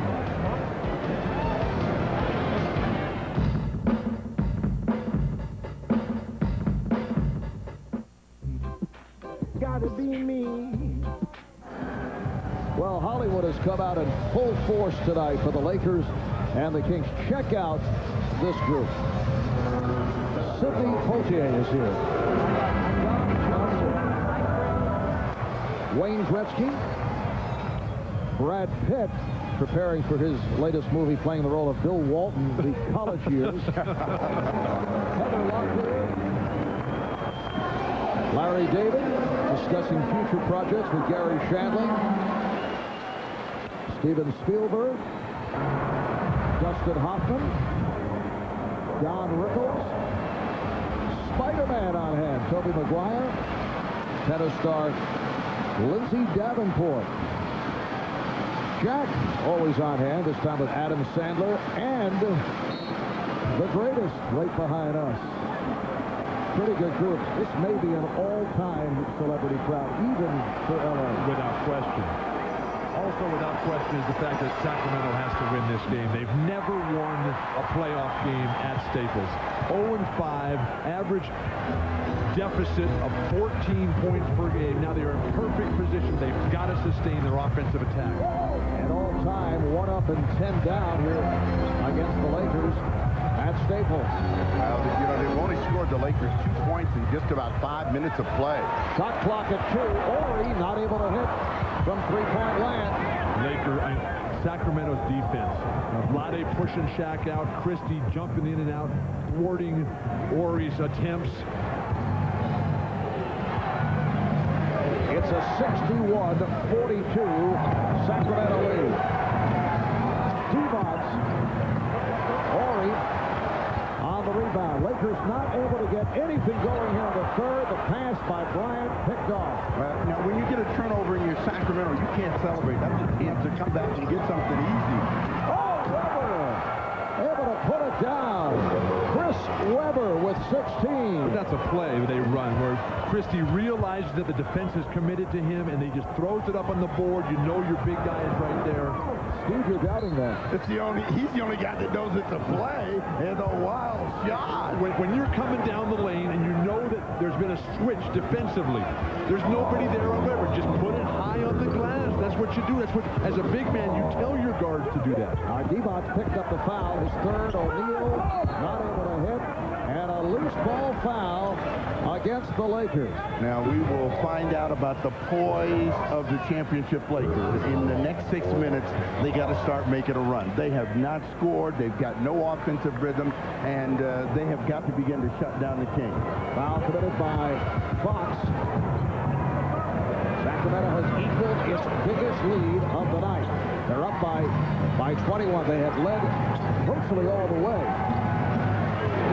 Divac to the hook shot. And rebounded by Ori. Speaking of running, Weber and Vlade have to make a personal commitment that they're going to run and run and run until the Lakers quit. And you can hear the boos as it gets worse and worse for the Lakers. And careless turnovers. I mean, Phil Jackson's over there pulling his hair out. Now, if you're Sacramento, you got to stay aggressive. Don't stand around. Start moving that ball a little bit quicker, and don't always have to pop from the top. Weber goes down low. Chris Weber showing the entire repertoire. 18 points, and he has also passed the ball well. He has 6 assists. He has 5 rebounds. Here's Bryant. O'Neal. That was not a set play. No. And that's a really hard ball for Vlade to rebound because he's battling Shaq, trying to hold him off. But you're never going to win the championship unless you're a great defensive rebounding team. Here is Türkoğlu. This crowd wants to explode. The Lakers did make a run late second quarter, not able to sustain it. And Rick Fox continues to struggle. 1 of 9 from the field. Well, the Lakers will have one more run in them, and it's up to the Kings to make that run not really mean anything. So they got to continue to knock down shots. Well, the ball back to the Lakers. And now Devin George will check back in. He'll replace Rick Fox.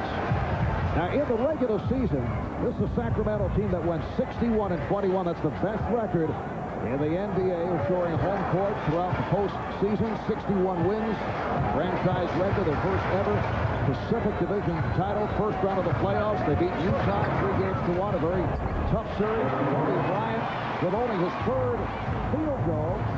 Then in the Western Conference semifinals, Sacramento very impressively knocked off Dallas in 5, and here in L.A. tonight trying to take a 2-1 lead on the defending champions. This is Brian Shaw time for Phil Jackson. Surprised he's been sitting over there for so long. Usually when it gets desperate, it's right to Shaw and he delivers. Türkoğlu continues to deliver. It's been a terrific... Oh, look out. Divac upset. Derek Fisher involved. The official, Don Vaden, separating the players.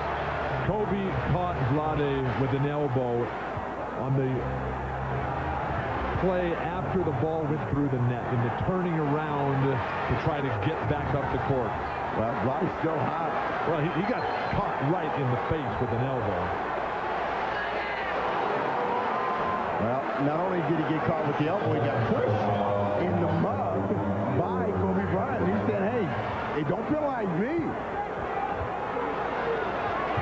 Türkoğlu's wild runner kisses beautifully off the glass, and then the other side, the push in the back by Kobe Bryant has caught Vlade off balance, and when he came back to get himself upright, the forearm right to the face. And double technicals handed out to Kobe Bryant. Vlade Divac, 3.5 remaining in the third. Here's Bryant. Divac hit the floor. Bibby able to recover. Christie for 3. Yes! And the Kings lead 70-46 in what has become an embarrassing evening of basketball here for the Lakers at Staples. Vlade is playing fabulous. He's got to respond here with poise and confidence. Block shot, Weber. Loose ball foul on Türkoğlu, who's taking a technical foul.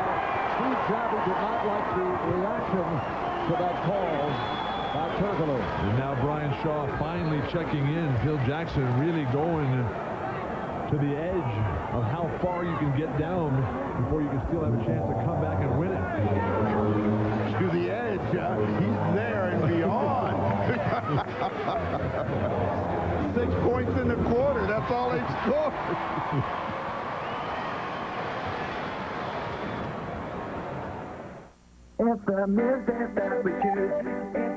I think she's smiling at me. Great smile. I wonder what her mom looks like. I'm wearing my lucky boxers. She'd look good in my boxers. I wonder if she snores. I wonder if I snore. Don't trip. Don't drool. Relax. How's my breath? The intense flavor crystals and icebreakers give you a long-lasting fresh breath. And that should give you some confidence. Icebreakers. The best way to break the ice. New on DVD. Behind Enemy Lines. Archangel is down, and I am on the run. It's heart-pounding action that pushes DVD to the limit. Behind Enemy Lines. Let's go get our boy back. Own it on DVD today. Find unbeatable savings days this Saturday through Monday.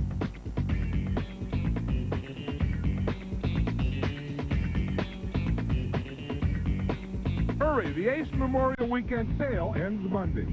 Welcome.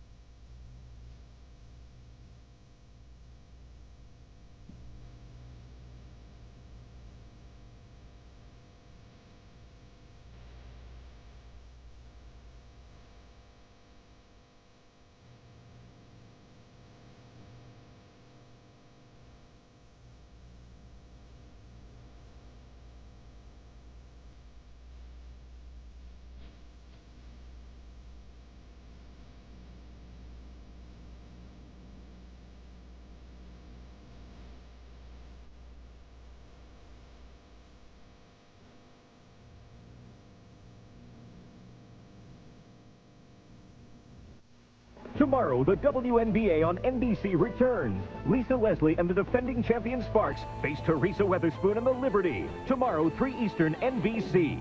Jennifer Capriati. At last year's French Open, her stunning comeback continued as she won her 2nd straight Grand Slam. Will she be the toast of Paris again? The French Open, starting June 1st. Some ragged offensive play by the Los Angeles Lakers, where they've only produced 6 points, has led to some very physical and unexpected play on their part. And Divac is stuck right in the middle of all of it for the Kings. In the heat of the evening, when the dealing gets rough, it takes all you got to win on the road. Divac getting hit in the head, the penetration by Mike Bibby. Doug Christie, beautiful response, delivery. The three-point shooting has not been a good thing for Sacramento in this series, but it certainly has come alive. And Weber blocking from behind. Looks like Türkoğlu has terrific position. Devin George just outworks him for the ball, and that gets you a technical foul. Well, Steve Javi teeing up Türkoğlu. Robert Horry will shoot the technical. Let's go over to Jim Gray. Jim? All right, Mark, during that timeout, Rick Adelman pulled across Türkoğlu, and he told him, hey, use your head. Steve Javi isn't playing. Remember who your opponent is. As for Divac, he turned to him and he said, hey, Vladi, not right now. Don't light any more fires. Marv? Well, the Sacramento Kings have been on fire. They've maintained the excellent shooting, 53% from the field. They've outscored the Lakers here in the third quarter, 18-7. Just under 3 remaining in the third. O'Neal backing his way. Shaq coming up short. Kept alive. 2 on the shot clock. The Lakers 1 of 10 from downtown. And the ball back to the Kings. 1 of 10 tonight? What were the numbers coming in before that? Was it just horrendous in games 1 and 2 combined? 3 of 19 in game 2. Phil Jackson saying that the three-point shooting was pathetic. They're just firing them up. Now they need the three-point shot as a foul is called. Divac fouled in the act by Lindsey Hunter. Look at the three-point shooting through these conference finals. They have missed 26 of the last 29 coming into tonight's game. One of the reasons that they're struggling, they have not been going through Shaq as much. In that second quarter, he dominated, and they got him the ball in that deep, low box where he really could do some damage. They haven't been able to do it, and these guys need Shaq to give them that freedom to stroke it from outside. Or he's the only one that's been able to strike. If you're Sacramento, keep scoring. Keep running it through Weber and Vlade all the time. Vlade's got an edge to his game right now after the confrontations, after getting hammered. That was deflected by Christie, so the Lakers hold on. When was the last time, and you've done a lot of Laker games, Marv, where you've seen the Lakers only score 7 in a quarter in the playoffs? This is the worst performance that I have seen from this club this year, be it in person or watching on television. George's pass collected by Christie, and let's not take anything away from Sacramento. It has been a brilliant game for the Kings at both ends. 2 key guys, Christie and Türkoğlu, who both stumped it up in Sacramento, are red hot and playing well in all aspects of the game. But there's no question that once again Sacramento came out with the high energy level. George comes up short. O'Neal is blocked by Divac. Shaw with a hit kept alive. Lindsey Hunter now will regroup. He has the new shot clock. Here's George. Good play by Vlade to let it go. Vlade's got 3 fouls. Devin George had to step on him. Now you got to get it back on the offensive end. 71-49. Sacramento. And the foul called on Brian Shaw. The crowd is going to feel as though they didn't get a fair shake with the whistles, and Phil Jackson just has that look. Well, guys, we have to learn something from this one tonight, because Sacramento was the aggressor from the start of the period, and throughout this ball game, they have set the tone. I don't think officiating is a question here at all. Absolutely not. For the fans, you know, because that's how the fans of Sacramento felt after game 1. Yeah, this is a crowd that, unless there is a dramatic turn, that will be filing out very early in the fourth quarter. 73-49 Kings, coming up on 1 minute remaining in the third. Lakers 4 for 21 from the field in this third quarter, and the shots have been way off. Lindsey Hunter with a nice fake. Not able to hit the three, and knocked out of bounds. Last touch by Devin George. Sacramento, if they want to keep the momentum that they have right now, the guards, Bibby and Christie, when Jackson comes in, they've got to do a better job of cutting the foul line. The big guys are holding off Shaq inside, but the long rebound, those are going, giving the Lakers second chance opportunities. This game is the Kings to win or lose now, and they've just got to continue to play with some poise and make sure they continue to score the ball. Bibby. Weber shooting over Ori. Bibby again with the back tap, but Hunter is on it. Only 9 points for the Lakers here in the third. Draw for three. The Lakers hit from downtown. Only their second three-pointer. And now the Kings can hold for a final shot of this third quarter. Kings now lead 73-52. Down to 5. And a blocking foul. Foul called on Hunter.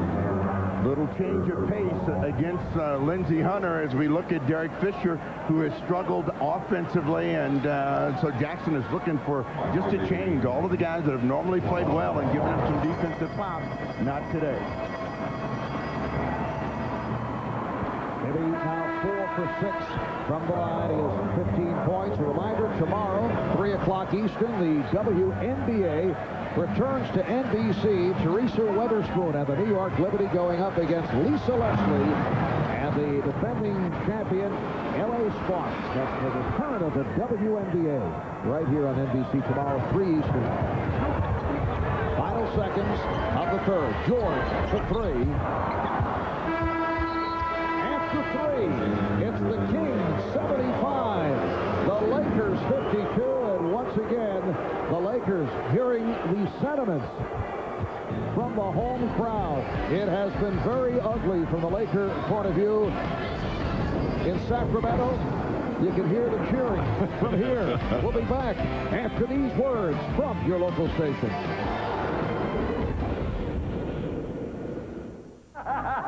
Mr. Powers, look. There's Britney Spears drinking a Pepsi. Oops, I did it again. That's not a Pepsi. It's a Pepsi Twist, man. And that's not Britney Spears. It's a man, baby. I want this wig! Come on! Fair enough. Pepsi Twist and Diet Pepsi Twist. A twist on a great thing, baby.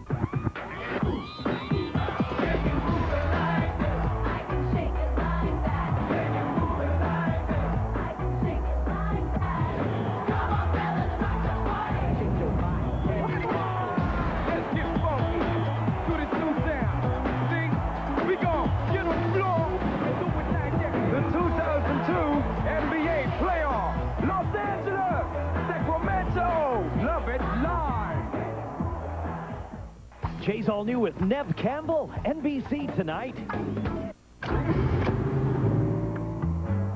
Hey, it's me, Peter, but you knew that. Look, I don't know how to say this, but, you know, I need to move on.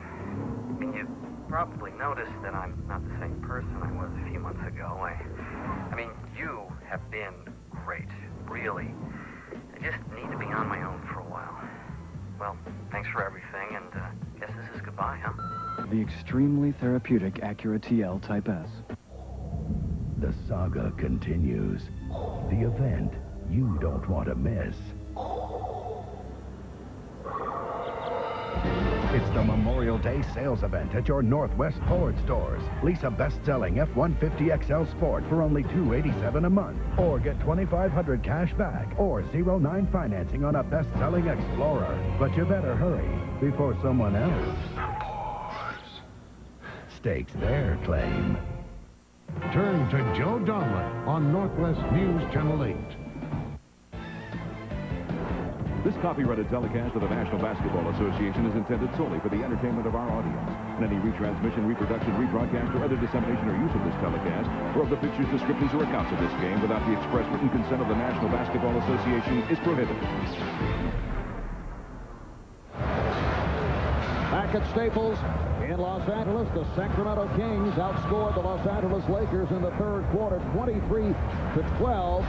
12-point third quarter, the lowest for a quarter in this year's playoffs for the Lakers. And what the Lakers are showing you is that if you can't make shots, you can't even play in the game, and they put up some miserable efforts in their third quarter of play. So you combine the first quarter with the third quarter, they are 11 for 47 in 24 minutes of play. You can't win. Don't discount Sacramento's outstanding defense, particularly Bibby, Vlade, and Doug Christie. If you're the Sacramento Kings, make a personal commitment. If we get 25 points in this fourth quarter here, which is not much for them, then you're going to win this game because the Lakers will not score 48 points in the fourth by themselves, Brian Shaw or not.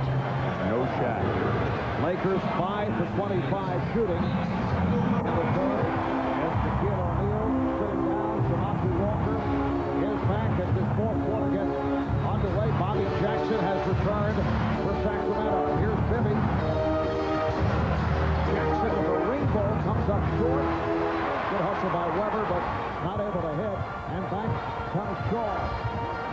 This group out here for the Lakers is going to have to rely on Kobe Bryant to really get hot in order to carry him because they don't have a lot of great offensive players out there. Foul on Christie looking for the strip. Doug Christie has done an excellent job defensively against Kobe Bryant.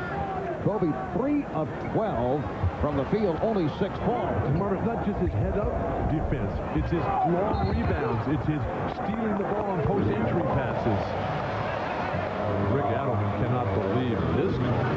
Well, for Türkoğlu, what they've got to do is avoid the clock stopping. They don't want to get into the penalty. Let the Lakers start to build some cheap opportunities and then start to bring this crowd back in the game. They got the Lakers doubting themselves right now. Bryant trying to put a move on Christie and does. Back tap by Walker. Lindsey Hunter, Brian Shaw in the backcourt. Up front now Kobe Bryant with Kevin George and Samaki Walker. Here's Shaw for 3.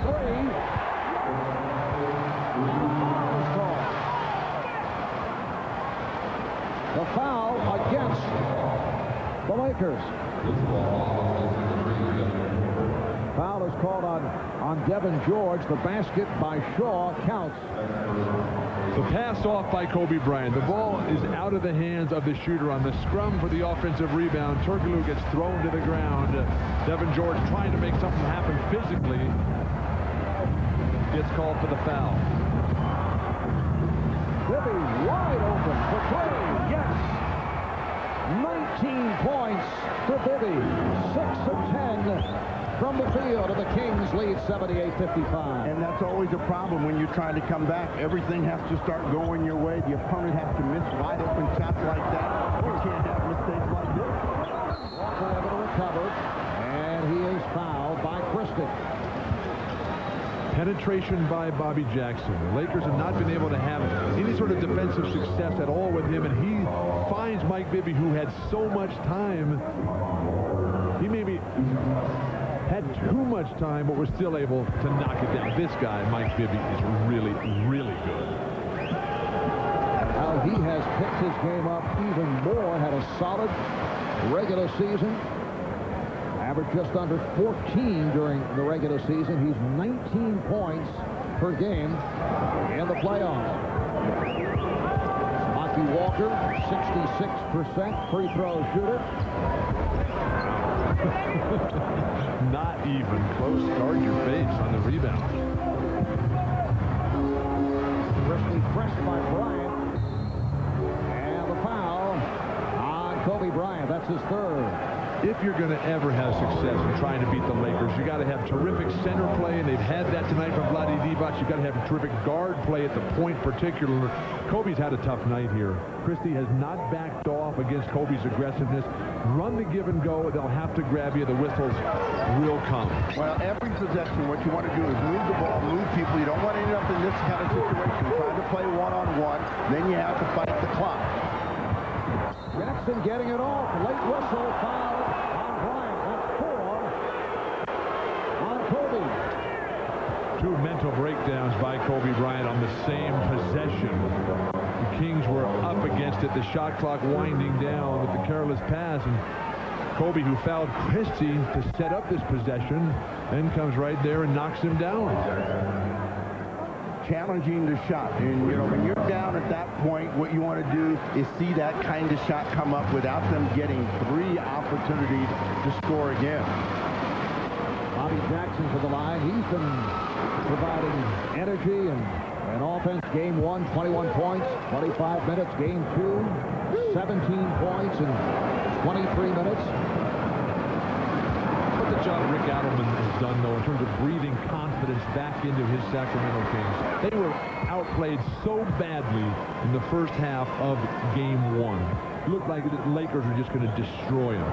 Rick Adelman stuck with his guys, put Bobby Jackson in there, gave everybody some life, defended Chris Webber under the intense barrage of criticism there, and now the team is playing fabulous basketball once again. So Jackson hits on all 3 free throws. This is the biggest lead of the night for the Kings. They're up by 25 points. Now committed by Türkoğlu. That is his 4th.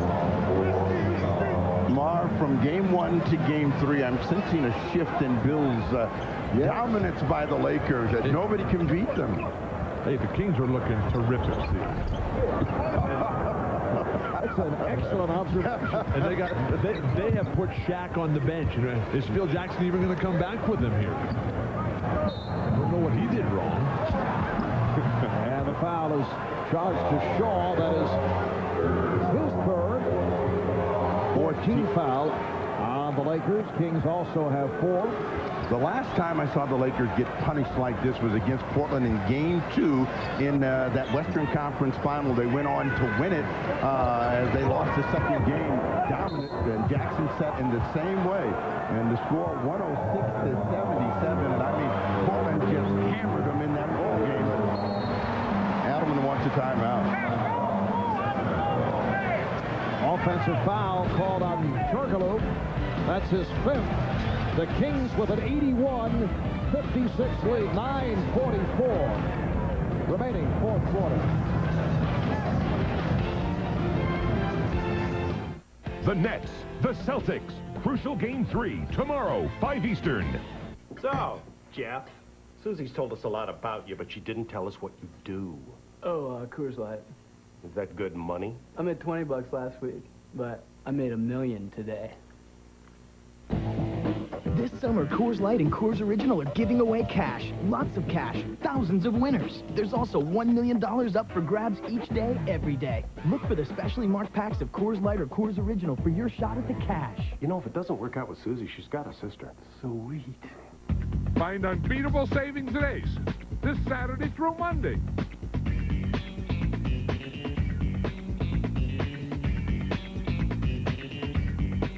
Hurry, the Ace Memorial Weekend sale ends Monday.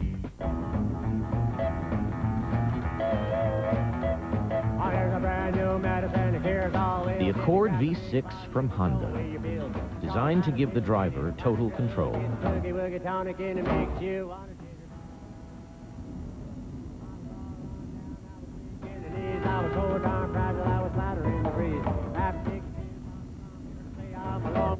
At least that was the original idea.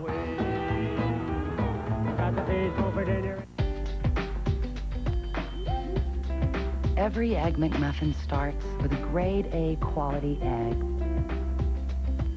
and ends with a smile.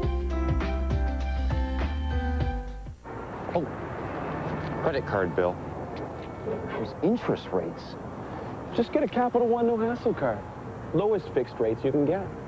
So who's getting rich off my credit card?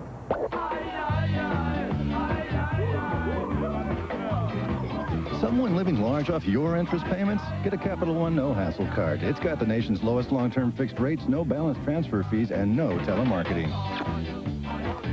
What's in your wallet? The NBA on NBC is brought to you by the Honda Accord. It's advanced, it's roomy, it's the Accord. By Rocky Mountain, cold Coors Light, cold down easy. By Capital One, who asks, what's in your wallet? And by Warner Brothers' new motion picture, Scooby-Doo, in theaters everywhere, Friday, June 14th. It has been a very long night for Phil Jackson and his Lakers. Unless there is a miraculous turn Sunday night in Game 4, the Lakers will be in a situation they have rarely faced. That is, the season will be on the line. This is a Laker team that has won 10 consecutive playoff series, 24 of their last 24-7 playoff games, 15 of the last 16 here at home, and they've won all 5 postseason games against the Kings at Staples. And you look back, and Phil Jackson's teams over the years have won 22 straight playoff series, as you saw in those 22 straight. His teams have trailed only twice in the 98 finals and the 2001 final series.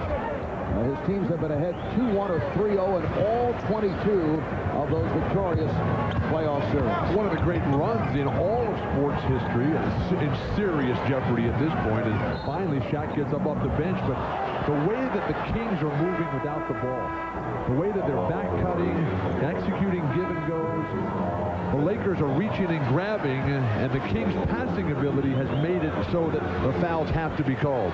5 team fouls, and that means they're going to be shooting from the rest of the time, and a little punishment for the cutting Doug Christie. He heard the whistle and just stopped on the play, knowing it was a dead ball situation. Kobe Bryant picked up his 5th foul. So Doug Christie with his 12th point. Here comes Vlade Divac for Türkoğlu, who has been a major factor tonight. He came out hitting his shot. Türkoğlu with 14 points in all. And the Kings now lead 83-56. Is it a question here tonight as Bryant gets the step and is able to come up with a rare bucket? It's only his 4th for 16 now. The Lakers putting on the pressure. Have the Lakers been so awful, or what has Sacramento done, aside from the fact that they've played just terrific basketball? What have they done to put themselves in this position? They've come with an offensive attack that can match the Lakers, and the Lakers, who are an outstanding defensive team, they normally just wear their opponents down and count on the other team shriveling up and wilting down the stretch because of the Lakers' poise and confidence from the championships and Phil Jackson and the abilities of Shaq and Kobe. Right now, though, Vlade has taken the game away from Shaq. Whether he can continue to do that through the course of a 7-game series remains to be seen. Well, the difference comes down to when the Lakers are good offensively, they're also very good defensively. And their defense has been adequate, but their offense has been awful. And so the Kings have done the job. Defensively, offensively, they've come out and they have made the shots, and they've had the Lakers on their heels. And this will be a big, big win for them. Drive at home. That's his 3rd field goal. He has 6. Lakers continue to go with pressure. The Kings have no problem. Bobby Jackson is fouled. And that is number 5 on Shaquille O'Neal. Shaq has 5, Kobe has 5, but they're reaching and reacting.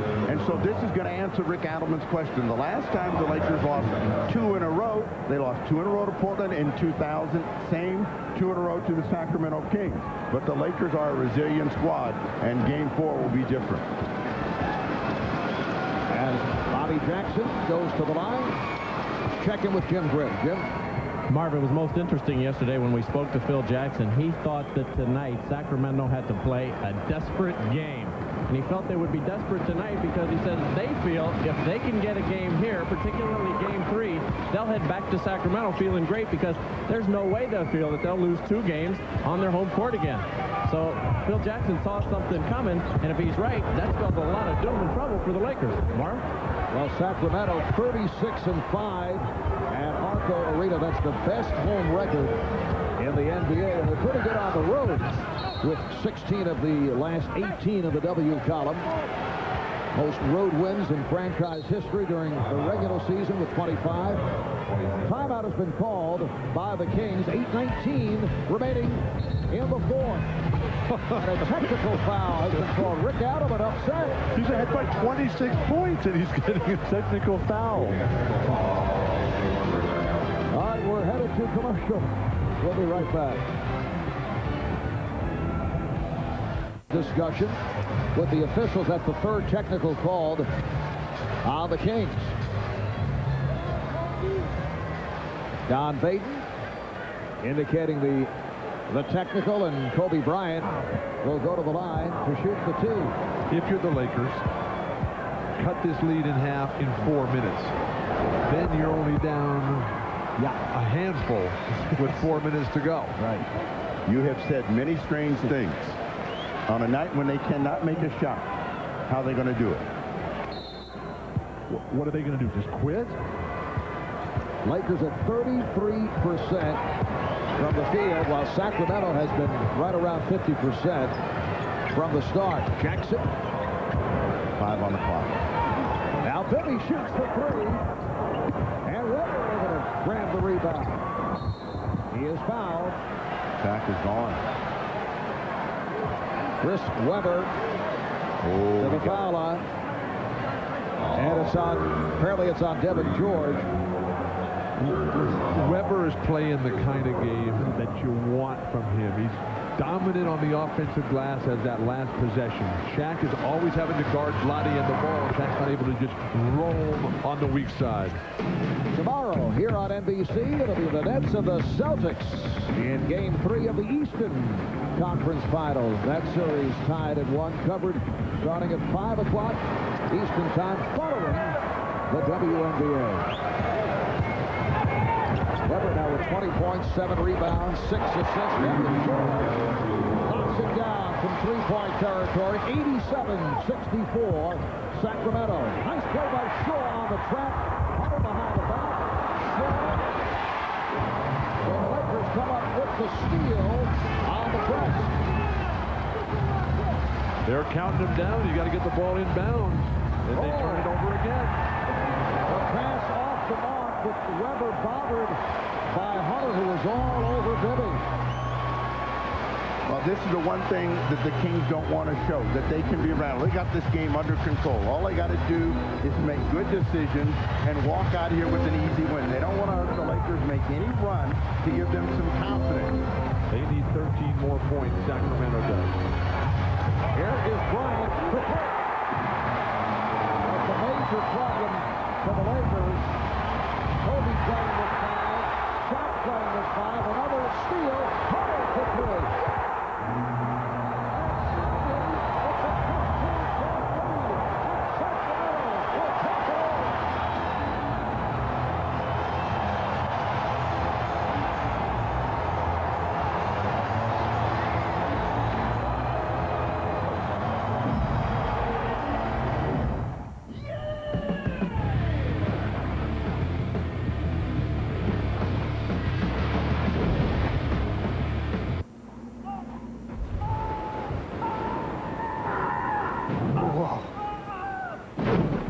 Wasn't very bright.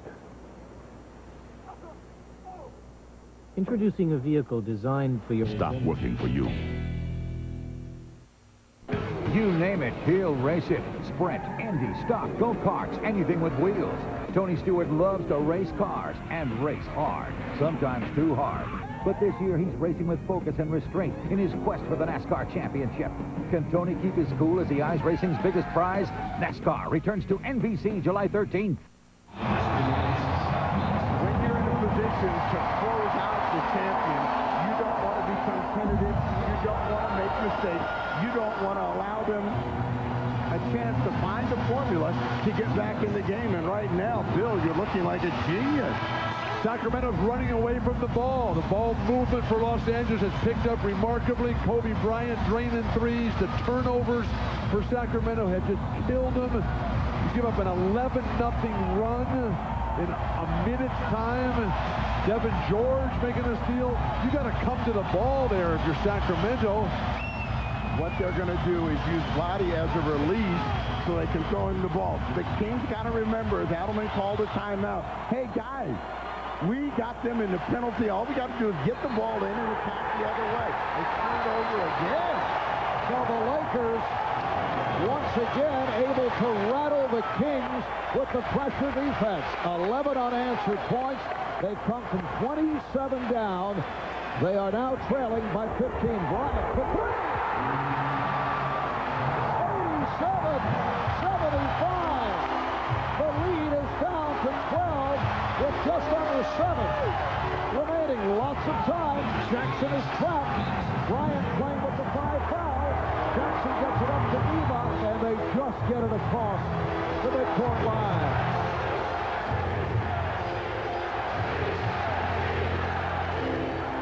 Weber.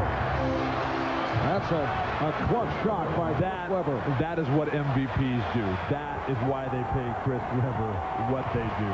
Here's Bryant from long range. Not able to hit the three. Bibby nearly lost it and recovered the dribble.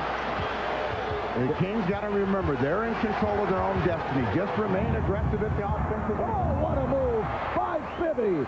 Able to penetrate. Phil Jackson upset, and he takes a timeout. Mike Bibby and Chris Weber, when everything seemed to be falling apart. Weber looks at Shaq and says, yeah, big man, what are you going to do about this? This is called face on the road with everything going against you. Then Bibby comes right back. 3 defenders, Shaq there as well, and this weaves his way right through.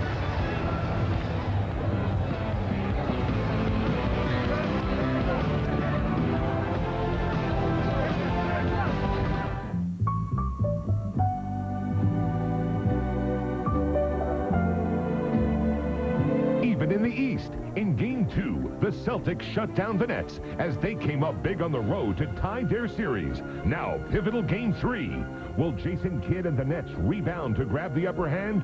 Or will Paul Pierce, Antoine Walker, and the Celtics gain the advantage? Tomorrow, 5 Eastern, NBC.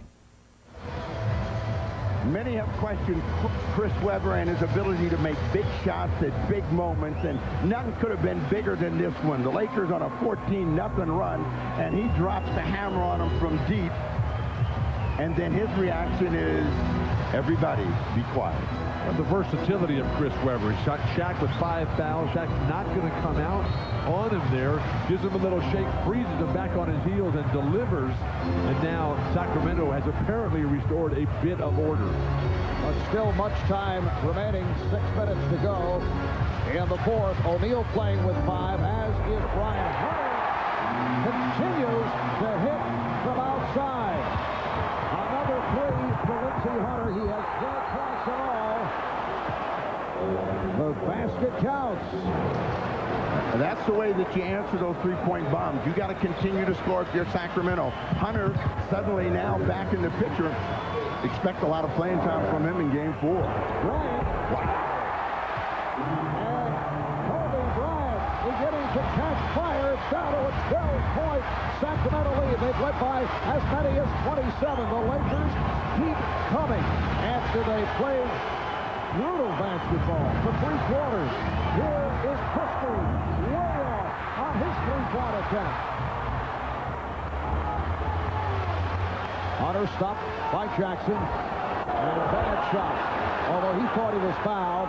Jackson met by Shaw. Keep attacking if you're Sacramento. A long way to go here still. Well, the Lakers, who couldn't make a 3-point shot, that's all they can do is make 3-point bombs right now. Here is Jackson. O'Neal on the rebound. Just under 5 remaining in the fourth. It's a 12-point game.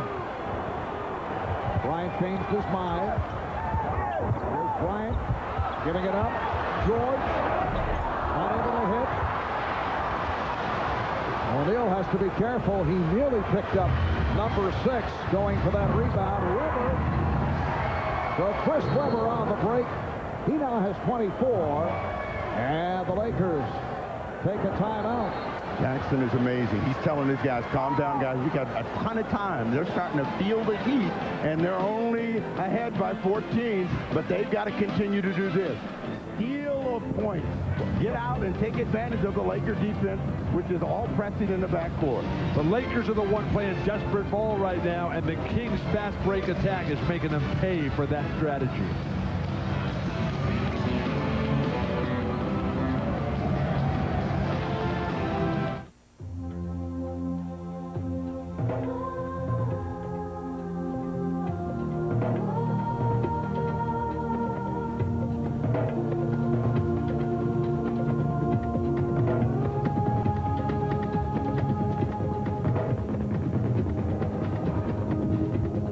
The all-new Civic SI from Honda.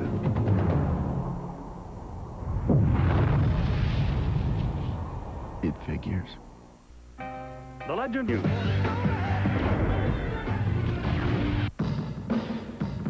Faith has been restored in Boston, where winning is a tradition.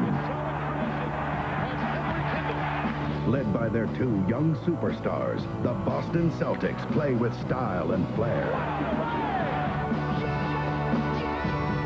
Now, this team hopes to seize what the old Celtics once owned, the NBA championship. The Celtics versus the Nets, tomorrow on NBC. NBC this summer's new and different. Spy TV's back every Tuesday. You've never seen hidden cameras do this, like our valet Parker. And see you later, Mom. My son's in that party. And these ladies show up to fix your car. Do you have a jack? Spy TV, NBC Tuesdays this summer at 8/7 Central. Back in Los Angeles, Marv Albert, Bill Walton, Steve Snapper Jones, Sacramento with a 14-point lead. See timeouts remaining. Sacramento down to 1. Lakers have a full and a 20. The Lakers have done it from downtown after the horrible start. 2 of 14 from three-point range. However, they've hit 7 threes here in the fourth quarter. 7 for 11 in the fourth quarter. Couldn't buy a bucket earlier in the second quarter. They were hot, and now they're doing the same thing here in the fourth. Kobe Bryant for 3. And Doug Christie on the loose ball. Bryant is back. Come to the ball if you're Sacramento. They're double teaming everything. They're just racing around trying to create chaos. If you're Sacramento, use some time and then go to the hoop. Christie for 3. Yes! Doug Christie with 16 points. He extends to a 17-point Sacramento lead. Nice fake. Kobe Bryant, who is going through a very difficult time, has come on here in the fourth quarter. 14 of his 21 in the fourth. What does this tell us about Kobe Bryant? He never gives up on a game. He never gives up on himself. And now you see him giving that fist and saying, you know, we can do it. And is that a pirouette of disgust? Well, Doug Christie, who has played a remarkable ball game in all aspects. 4-point play. Well, Kobe Bryant hits the 3, draws the foul. On the 4-point play, the Lakers move within 13 with 3:35 remaining in the fourth. And the Kings got to remember, Kobe's got 5 fouls. Get him out of the game. He's wearing you out. Jackson, O'Neal on the rebound. Lakers have made a defensive switch. They're guarding Shaq on Chris Weber. Bryant. Shaq with another opportunity. He is fouled. So O'Neal to the line. Foul on Divac. That is his 4th. Shaq just 1 of 2 from the foul line. Shaq has not been part of this big run, and it finally looked like he was going to get into it, and they're going to send him to the line, but 3:15 to go, and the story is Kobe Bryant, and what a scoring exhibition and 3-point shooting exhibition he's put on here in the fourth. Kings have to battle through the fatigue. What they're doing is they're sending Vlade up to handle the ball. That's why they put Devin George, the Lakers, on Vlade. Ouch. Well, O'Neal has been shooting 63% from the line in the postseason. Now Robert Horry comes on for Brian Shaw. Lakers receiving a lift from Shaw and Hunter. Brian Shaw with 10 points. He had 2 from downtown. Lindsey Hunter with 12 points, including 2 3-pointers. Here's the score. Kobe Bryant 16 in the quarter and the Kings 22. So George on the rebound. Not able to hit. George thought he drove a foul. And it's last touch by the Lakers. So the Lakers go back to the pressure. And a troubling violation call. You're only allowed to run the baseline after a made basket or free throw. Otherwise, it's the same as playing in the live action on the court with the ball. Vlade has that ball. He's moving. Dennis Salvatore right on top of it. Easy play to call. Now Brian Shaw checks back in for Robert Horry. 3:11 remaining. In the fourth quarter, the Kings up by 13. Lindsey Hunter again. A steal. George had it knocked away. And Christie is on it. Beautiful ball handling by Christie to get it to the front court. Now Bibby being played by George, and Sacramento looking to use the clock. 2:45 remaining in the fourth quarter. Here's Bibby off the ball fake, taking all the way. It counts, and the foul. Shaq having to guard Chris Webber because of Webber's ability to knock down shots, get to the hoop. The court is spread. You got Shaq playing defense on the strong side. Down the lane. Watch the ball fake at the very last minute. Bibby's looking to pass. Everybody's playing passing lanes. Layup. 100 points. Arguably ball game. Devin George on the foul is fourth. Mike Bibby looking for his 24th point. He's had a tough night at the line. A guy that shoots 80+%. Yes, Bibby 5 of 8 at the line. Here's Shaw. O'Neal could not gather it in. Webber able to deflect it to Jackson. So 2:25 remaining in the fourth quarter. And the Kings just desperately trying to hold on after leading by as many as 27. A gallant comeback by the Lakers. At one point, they reeled off 14 straight points here in the fourth. Christie not able to hit. And Hunter on the rebound. Once again, the Lakers will look for a quick shot, probably from downtown, where they have suddenly been hitting. Bryant not able to connect. Bobby Jackson leaping for that rebound. And Kobe Bryant looks to draw the foul, but cannot.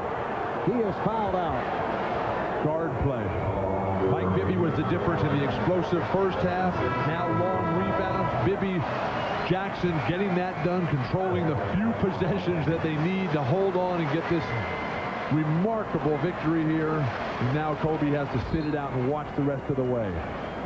What a finish for Kobe Bryant. Ended up hitting 4 of 9 from downtown and 16 of his 23 coming in the fourth quarter. Yeah, he was trying to draw that foul and, again, showing that competitive attitude that he has, that he's going to put himself in harm's way regardless of what his foul situation is. And the Kings are not closing the door by making the free throw. Bryant still moving his feet as the call is made. Bibby misses his free throw. Jackson comes back, misses his free throw. And Kobe is saying, come on, man, I got to have that ball. Jackson is 5 of 7 at the line. Usually a solid free throw shooter. Missing both. George on the rebound. But the Lakers down by 13, just under 2 remaining. In the fourth, O'Neal over Divac.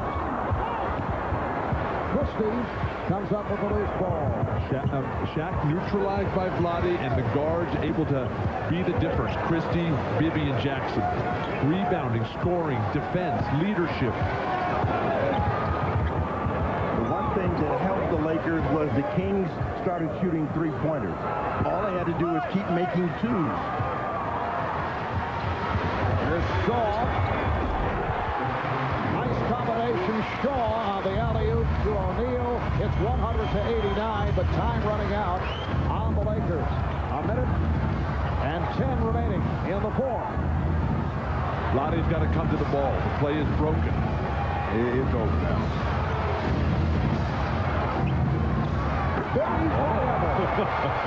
Turnaround is fair play. They throw one up to Shaq. Let's throw one up to Weber. 26 points for Chris Weber. Lindsey Hunter. They had to have that perfect quarter, and Divac picks up the foul in order to come all the way back, and not enough things went right, but this is a terrific play by Bibby to Weber just to reestablish their confidence. I mean, they got very tentative here in the fourth quarter of play. Under the pressure of the Lakers, they started to stand and stall, made mistakes, and got this crowd believing. To beat a great team like Los Angeles, two-time defending champions, everybody has to play well. And that has been the case for Rick Adelman's Kings tonight. You know, Mark, we thought they'd be filing out early. They stayed right till a 1 minute mark. They had just begun to file out. The Lakers putting on that run in the fourth quarter at one stretch, 14 unanswered. But Sacramento set the tone right at the start. It was a combination of Bibby and Türkoğlu and Divac. Christie did the job defensively. Lakers with 39 points in the fourth quarter, but will fall short. They will look to turn things around. Game 4 Sunday night here at Staples, and then Game 5 in Sacramento on Tuesday, where the Kings have won during the regular season 36 out of 41, the best home record in the NBA. Shaquille O'Neal will depart. Slava Medvedenko comes on, as does Mark Manson. I think they're happy up in Sacramento right now. I was there game 2 when they won. I can't remember a happier bunch of people racing out of Arco that night. The celebration has begun already in Sacramento. A terrific performance by the Kings. Matson lost it. We're down to 25 seconds remaining in this fourth quarter, and the Sacramento Kings will take a 2-1 lead on the Los Angeles Lakers. Well, they have about a 5-second shot clock differential, so one more shot's going to come up. Bibby. Final seconds. Here's George. The Sacramento Kings able to withstand the desperate rally of the Los Angeles Lakers in the fourth quarter. It was a late wake-up call for the Lakers, and the Kings, who once led by as many as 27, win it 103 to 90. Let's get to Jim Gray. Jim? All right, Mark, 26 points for Chris Webber. He hit that big shot after the long run by the Lakers there. Chris, you guys barely just held on. What was that feeling like when it got down to 11 points there in the fourth quarter? Well, we won by 13, so we didn't just barely win it. But, you know, in the NBA, every coach always says it's going to be a spurt. And we got a little bit away from recognizing the mismatches and things like that. I made a turnover. A lot of guys made turnovers, but glad we were able to stick together and get the win. What were you hollering when you made that shot after the 14-0 run with 6.5 minutes left? You want me to show you? Woo! That's what I was doing. That's all. That's all it was? That's all it was. How did you manage to dominate this Laker team here in this building for the better part of 3 quarters? Well, I've just been saying all along, one person is not going to beat them. You got some great players that have played against them, Tim, KG, everybody. So you have to have a good team. And I'm just fortunate to have some guys that can shoot. And so what I wanted to do was keep their big fellas away from the basket and give guys picks and let them shoot. And guys really put down the shots, and we stayed active, keep it cutting, and that's what it's all about. Chris, congratulations. Great game tonight. Thanks a lot. I'll take a little word from my boy, Juwan Howard. I ain't going to say that one yet. All right, Chris. Thank you. Mark? Well, an outstanding all-around performance for Chris Webber. 26 points, 9 rebounds, assists. Mike Bibby, 23 points, 5 assists. Doug Christie, 17 points, 12 rebounds, and 6 assists. Late start for Kobe Bryant, 16 of his 22 in the fourth.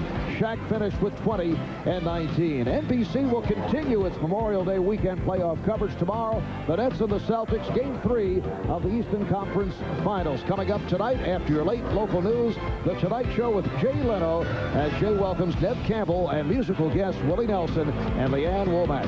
So for Bill Walton, Steve Snapper Jones, and Jim Gray, I'm Marv Albert. The Sacramento Kings defeating the LA Lakers here at Staples to take a 2-1 lead in the best of 7. You've been watching the NBA on NBC.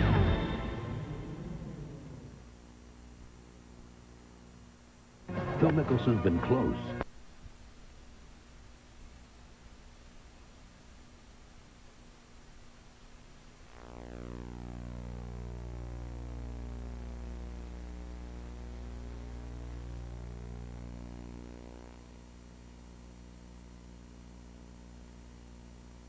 Got a little shaky there. You got to give them credit. They just started knocking everything down, Kobe and Hunter, and we didn't handle the ball very well. There's 2 areas I really was not happy with is when they applied pressure in the second quarter and fourth quarter. We really didn't handle it as well as we should. We dribbled too much. We might have got tired in the fourth quarter. I don't know, but you know, Mike Bibby made some big plays there when we needed it, and just a great win, obviously.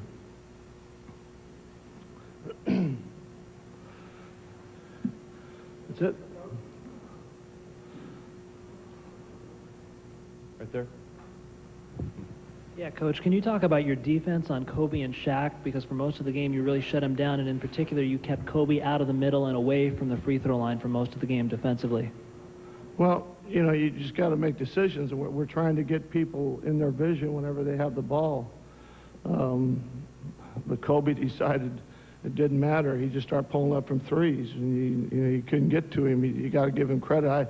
I don't know how spent he was in the first half after everything, but he certainly didn't look spent in the fourth quarter. I mean, you've got to get in their vision. You got to help the guys guarding them out. It's got to be a team thing. And you know, I really didn't think we didn't get to three-point shooters as much as they were just drilling everything. You know, and you got to give them credit. But you know, overall, we played a real solid game. Rick, a couple of years ago, you guys played a 5-game series, and everybody won their home games, and you guys got blown out in Game 5 by 27. Can you talk about the difference in your club, in this club, and that club? It's totally different. I mean, we're a completely different team. We have different players, and the mentality is different. I really think, you know, we knew they could beat us at Arco. We knew that they'd done it, but we felt real strongly that we could win here. We really did. I mean, we proved it to ourselves the last half of the year. We proved it in the first 2 rounds of the playoffs, and I just sensed it, to tell you the truth, when we had our team meeting before the game and before we went out. I mean, our guys were really ready to play. And, you know, I think that's the difference in our team. We're just mentally different than we were 2 years ago or even last year. I mean, we weren't satisfied with getting the last game. We wanted to get this game. And that's what you have to do. I mean, and this team has made huge strides in that area. Hey, Rick, could you talk a little bit about just the impact? I mean, you're talking about the difference in this team, but it's just so apparent that Mike Bibby makes all the difference. It's just such a settling influence, not just the way he handles the ball, but the clutch shots, making sure the right guys get the ball at the right time. And he seems to be growing as each series goes on. Well, yeah, and I keep saying it, and I keep repeating myself every game we've had in the playoffs, but he's gotten better every game. I mean, he has just been exposed to the playoffs for the first time. We saw him grow during the year, and what he's really done in the playoffs is he's really asserted himself. I mean, he made some huge baskets when they cut it down. And that's Mike. I mean, he's got the confidence in himself. His teammates have trust in him. And I think now he feels very comfortable with our team. And, you know, he is a very clutch player, either making shots or making plays. And he's been a huge difference to our team. It's so obvious. But, you know, I just keep repeating the same thing. He seems to keep getting better as the series go on. Yeah, along the same lines of Bibby, was there anything specifically that you think he was able to do tonight, really breaking down the Lakers' defense and getting into the paint? Well, we really talked about a lot of different things they could do to try to keep him from getting into the paint. And we've experienced them all during the year, and we felt real comfortable that, you know, whatever they did, we were going to give him a chance to get to that painted area. The thing that's so good about him, he's just so clever with the ball. He's one of those guys that can beat you off the dribble, and once he beats you, he's not going 100 miles an hour. It's almost like the game's slow. It's in slow mode to him at that point, and he just sees what's there. Again, I thought, you know, he's played a lot of minutes. I thought he got a little tired in the fourth quarter, but not tired enough to make plays. And, you know, you give him credit, you give our whole team credit for the way they approached this game. Hito came out strong. You know, Vlade was good. I mean, all 7 guys who played were really good. All right, 2 more questions, please.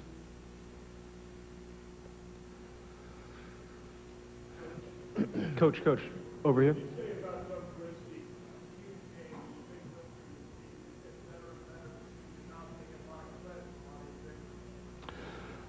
You know, I've said the last 3 days between these games that if we're going to beat this team, you know, I'm basically playing right now 7 guys. We have to get production from all 7 and what they do best for us. And what's really good about Doug is he works his tail off. I mean, trying to guard Kobe. I mean, I want him on Kobe most of the time. But he's one of those guys, he's just sneaking at the other end. I mean, he'll come up big shots. He always comes up with big rebounds. I mean, he's just one of those guys that plays if he's out there for 44 minutes, he's playing 44 minutes. He doesn't take any rest.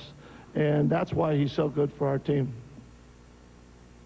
Coach, after you had such an effective game mentally, why do you think the trap was so effective to start that Laker run? Well, they were very aggressive with it, and I thought we got, like I said, we got a little bit tentative. I don't know if we got tired or whatever, but, you know, when something like that happens in the game, it looks easy to people. I mean, I didn't have any timeouts but 1. I didn't want to feel like using them all the way it was going. And sooner or later, our team's got to settle down and figure out how they're going to attack that trap. And the problem you had is every time we did turn it over, they make a 3. It wasn't like they weren't missing anything, so it looked a lot worse. But I felt if we just got the spots, we calmed down, we passed to the first guy we saw, we cut, they were going to have a hard time guarding us. And I really wanted, they brought Shaq back. I wanted Vlade guarding Shaq. I wanted, you know, those 2 big guys out there. So I told the team, you know, you're going to have parts of every game that you don't like. I didn't like the second quarter when they put pressure on us where we didn't move the ball and cut like we should. We still won the game. We'll talk about it, and hopefully we'll be a lot better at that. All right, thank you very much. Thank you. Coach Jackson's on his way. He'll be... So Rick Adelman and the Kings get the job done in Game 3, 103-90 over the Lakers. And, you know, the Kings have traditionally been a poor road team.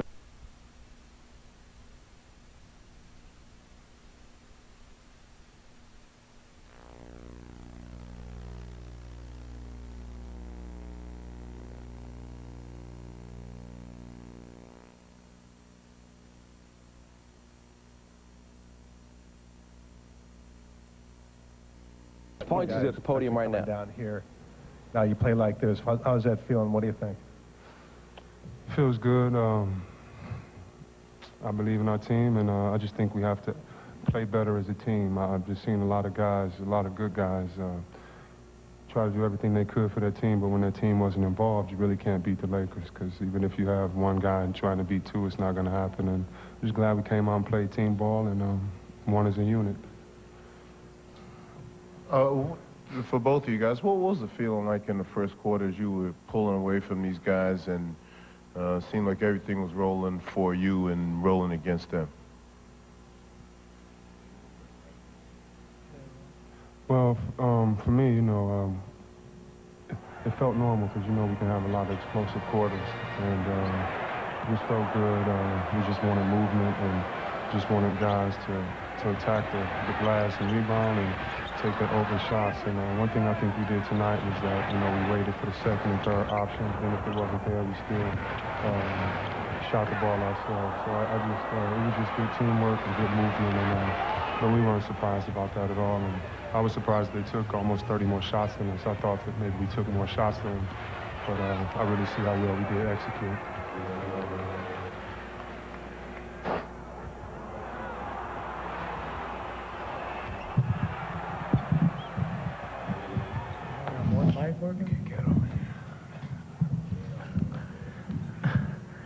felt good.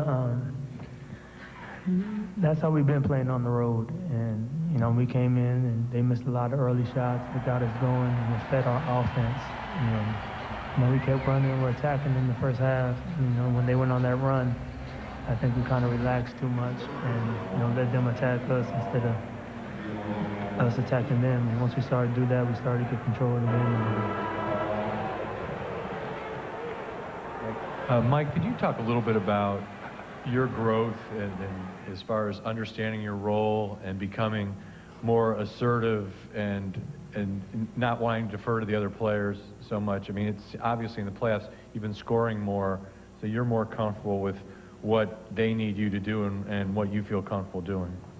I think I'm just more aggressive, you know what I mean? Trying to make things happen for my teammates, and, you know, I'm just reading what the defense is giving me. And, you know, if they're giving me the shot, I'm going to take it. They give me the lane, I'm going to take the lane, and that means somebody's going to step up. So I'm just being more aggressive. Along those lines, are you kind of surprised that given the fact that you've been able to get into their defense and create shots for other people, that they haven't figured out a way to get you off the ball?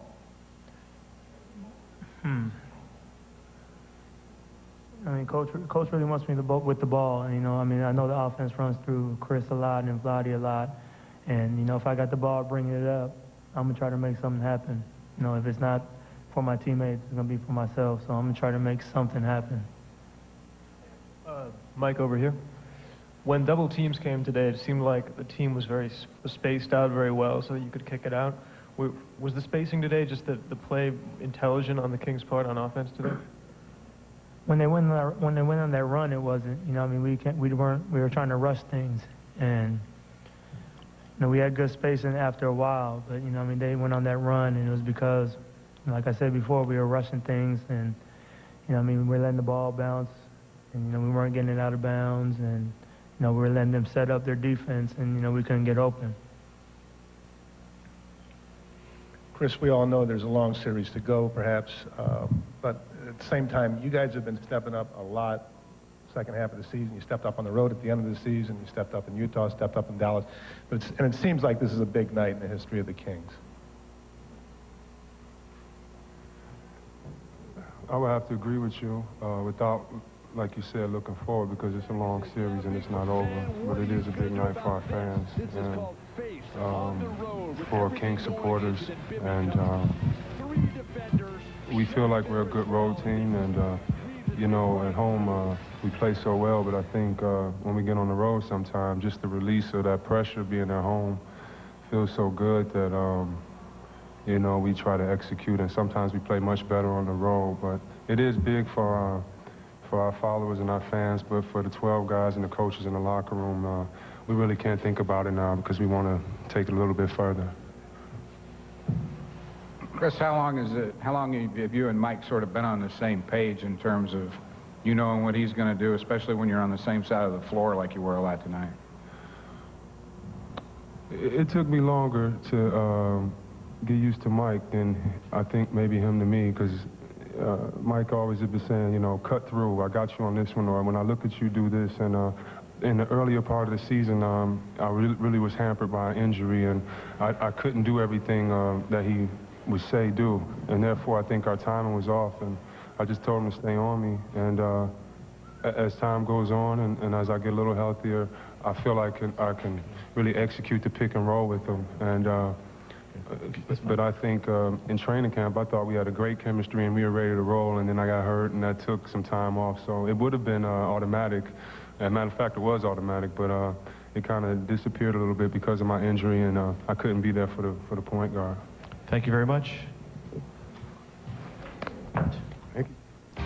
So Chris Webber, 26 points as the Kings take a 2-1 lead. They've traditionally been a poor. And here's Mike with his keys to Game 4.